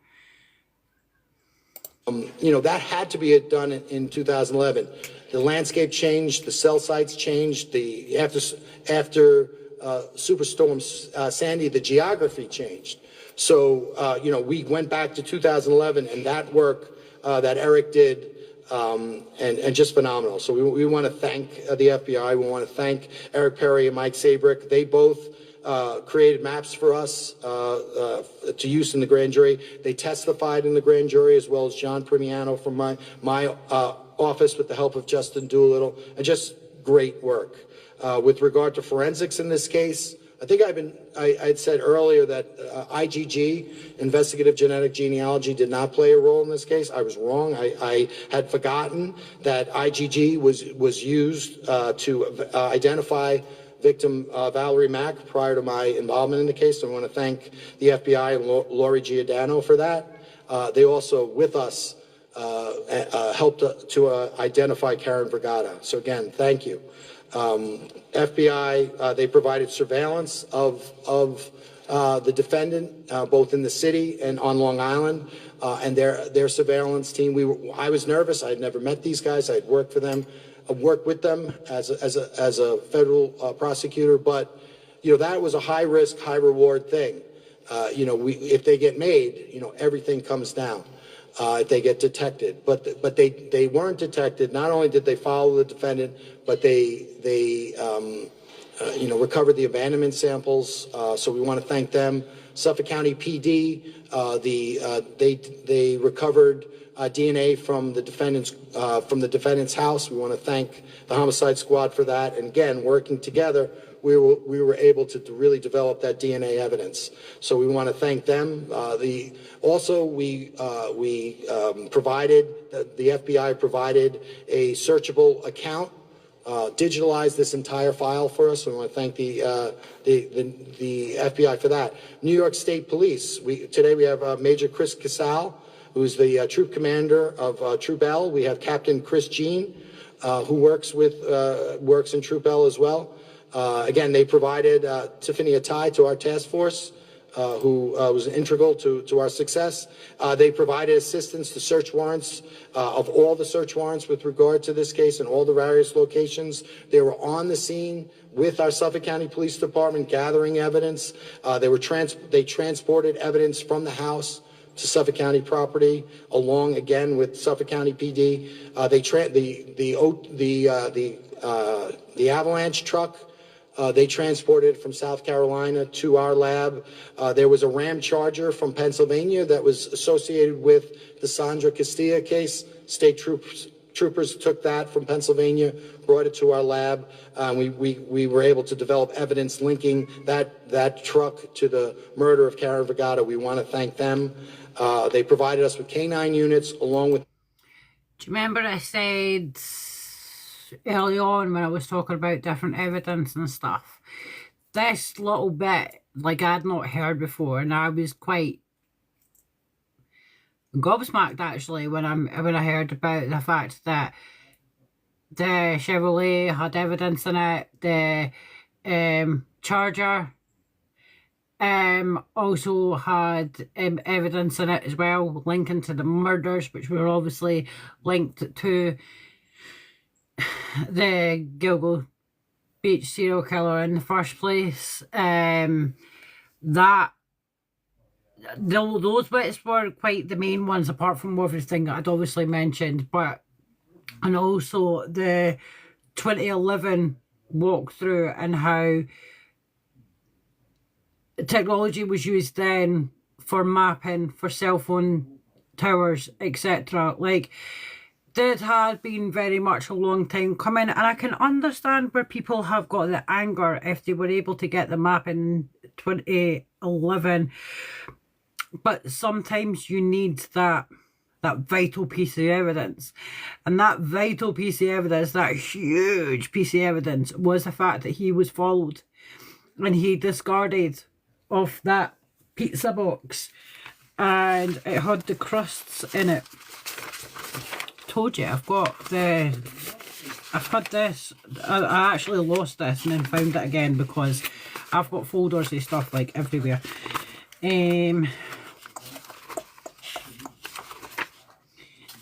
At this precise moment I kind of want to skip because a lot of this is thinking of this and thinking of this, and a lot of things I've spoken about when I was talking about the forensics and the DNA and the etc. in regards to what brought them down. So the pizza box is in here somewhere.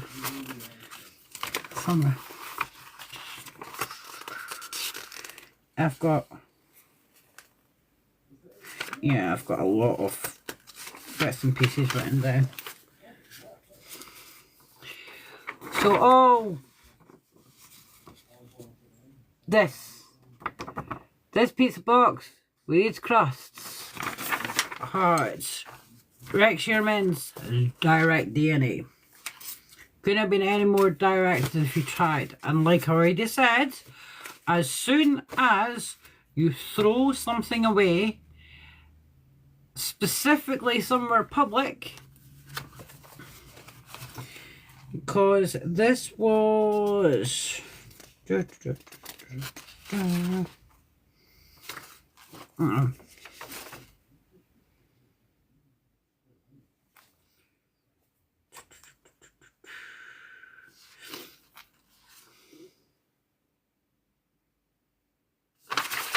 this was the forensics thing. So obviously we mentioned about the Chevrolet Avalanche.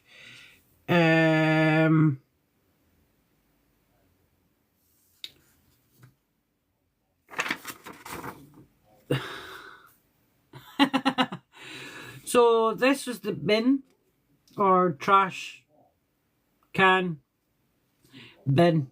It's a bucket on the street outside. The pizza box.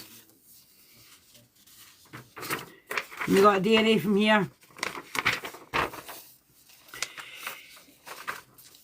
And this pizza box was sent to the Suffolk County Crime Laboratory for analysis, where a swab was taken from the leftover pizza crust on about March 23rd, 2023. The Suffolk County Crime Laboratory sent the swab from the pizza crust abandoned by defendant Heuermann to Forensic Laboratory number 2. And on or about 28th of April 2023, a detective hand-delivered from Forensic Laboratory 1 a portion of male hair on Waterman to Forensic Laboratory 2 for testing. It's... I like that.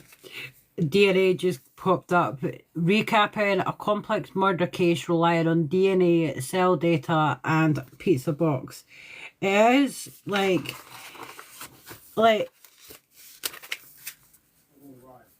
to get now. If I'm wrong, and if somebody wants to correct me, and this is even when I recap this, when I you watch this back on YouTube, if somebody does, and if I'm wrong about this, but cases for murder investigations, specifically when it's a serial killer murder investigation, and it's a cold case as well, and it's been re-examined years later. It's not just it's not like what you see on Law and Order, where they get where the judge signs it off straight away. There has to be a significant amount of evidence, well, there should be a significant amount of evidence. I mean, obviously the Heuermann trial, that said otherwise, but however, usually there's a lot of research that goes into this as well. So to get something signed off from somebody that was a renowned architect, he had a lot of money, he had a very big presence about him, and okay, so sure. And not just obviously, I'm not saying the big presence about because of him being quite tall and broad, just like in general, like there's interviews of him, he did some architectural work for President Trump, for example. So he was a renowned architect in New York.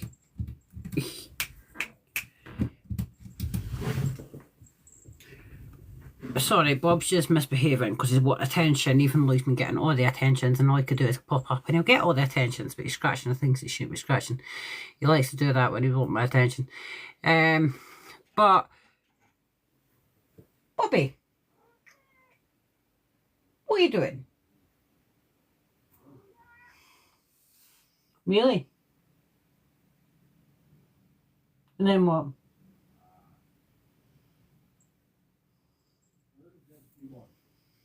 Oh, I apologise. Bob's just... He's like, I just want attention.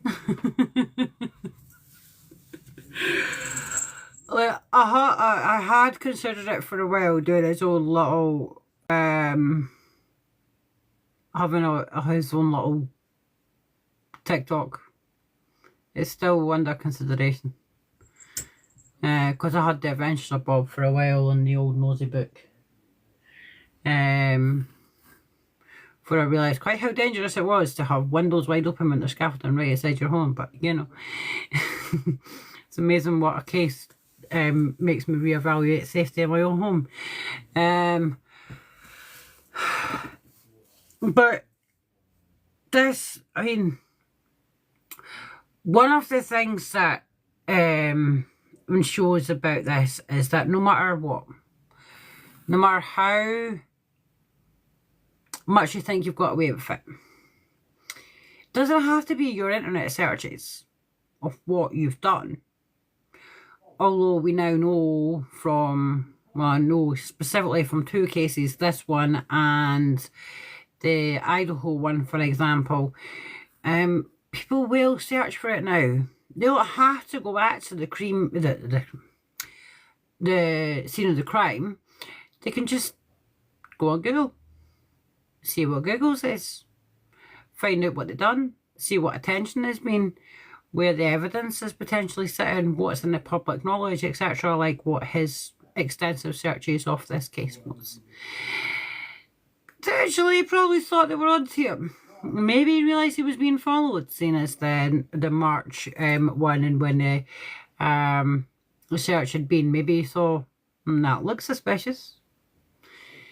But was still stupid enough to discard a pizza box outside. Like I said, as soon as that's discarded, that is up for public consumption. So any evidence that can come from the rubbish, the trash, whatever it is you're from, and whatever you call it, your discarded wastes, that is allowed to be used in evidence. It can be submitted in a court of law. DNA can be taken from this, and it's something that I think that people need to remember as well, because we've now there's been 2 quite big cases that have obviously both have resulted in a guilty plea. Now, I've been on for quite some time, so I'm going to have to start wrapping this up. So I was going to get to I'll clip videos and I'll pop them up of the family speaking on behalf of this later. Thank you, Void. There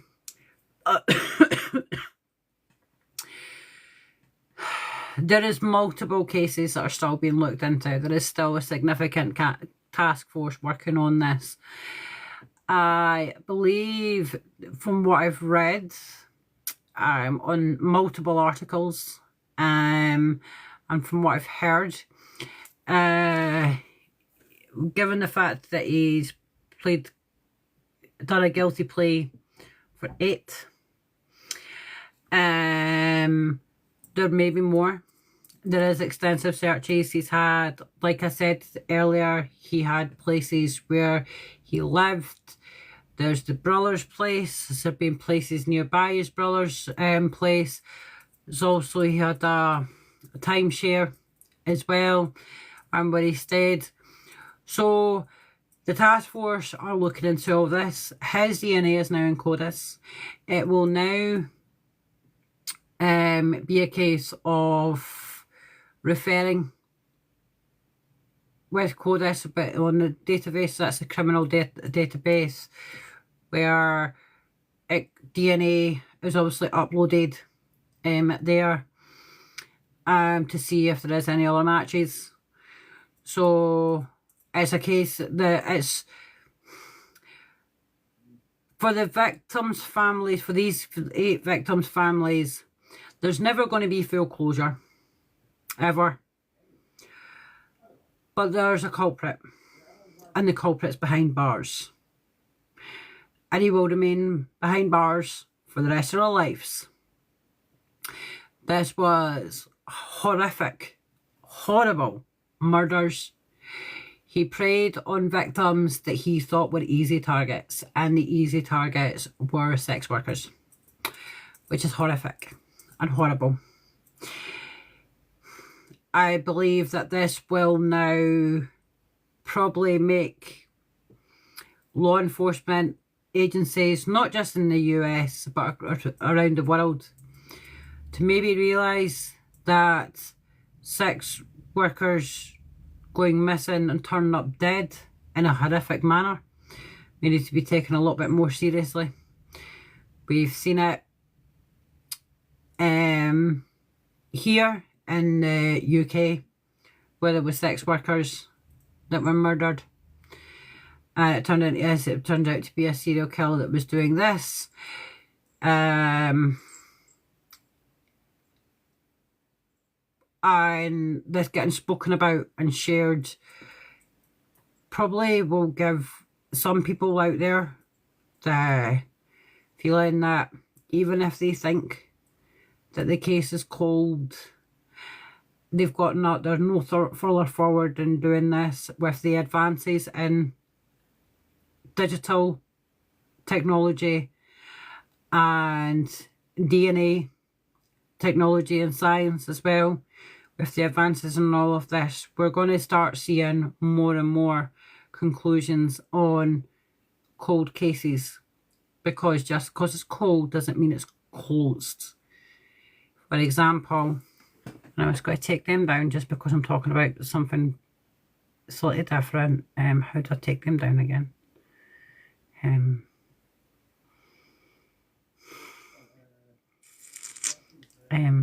Effects.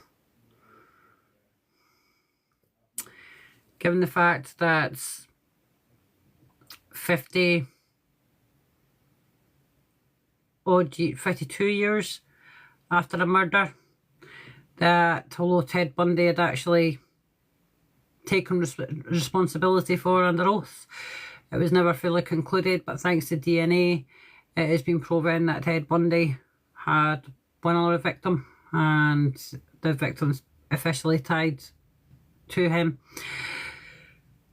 So it doesn't matter how old a case is or how long a case has gone cold for.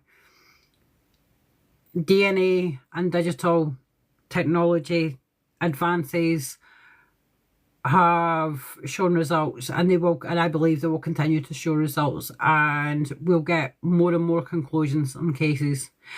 But it's maybe a point of saying that if there is serial killers out there that watch these things, which there probably is, which that's disturbing in itself, but there we go. They'll catch up with somebody eventually, because at this precise moment, there's getting very little places to hide. It's very difficult to be completely off-grid and unknown to people. It can happen. People can go under the radar, but eventually, everything will catch up with them. And yeah, I look forward to seeing the conclusion of more cases that are out there. And it's never going to reduce. There's always going to be, unfortunately, crimes out there. But I'll continue to talk about victims, and I'll continue to put victims first. Which is why I may have mentioned his name, may have mentioned what he'd done, but the pictures on the screen were off the 8. And when I spoke about them, I spoke about the victims, and I spoke about what the DNA testing, etc. was. So I'm going to call it from here. I'd like to thank everybody for being here. Thank you so very much for all the likes. Very much appreciated. I know that was lengthy, so thank you for if you've been here from the start. Very much appreciated. And even if you popped in later, do you know what? I appreciate all the support. Please do remember and give each other a wee follow.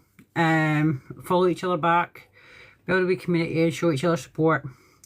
Thank you again. And I'll try not to wait too long for I come live again, because I've got access to TikTok Studio. I just need to figure out how to work it. But take care, everybody. Stay safe. And I will see you all on the main streets of TikTok. Good night, everyone.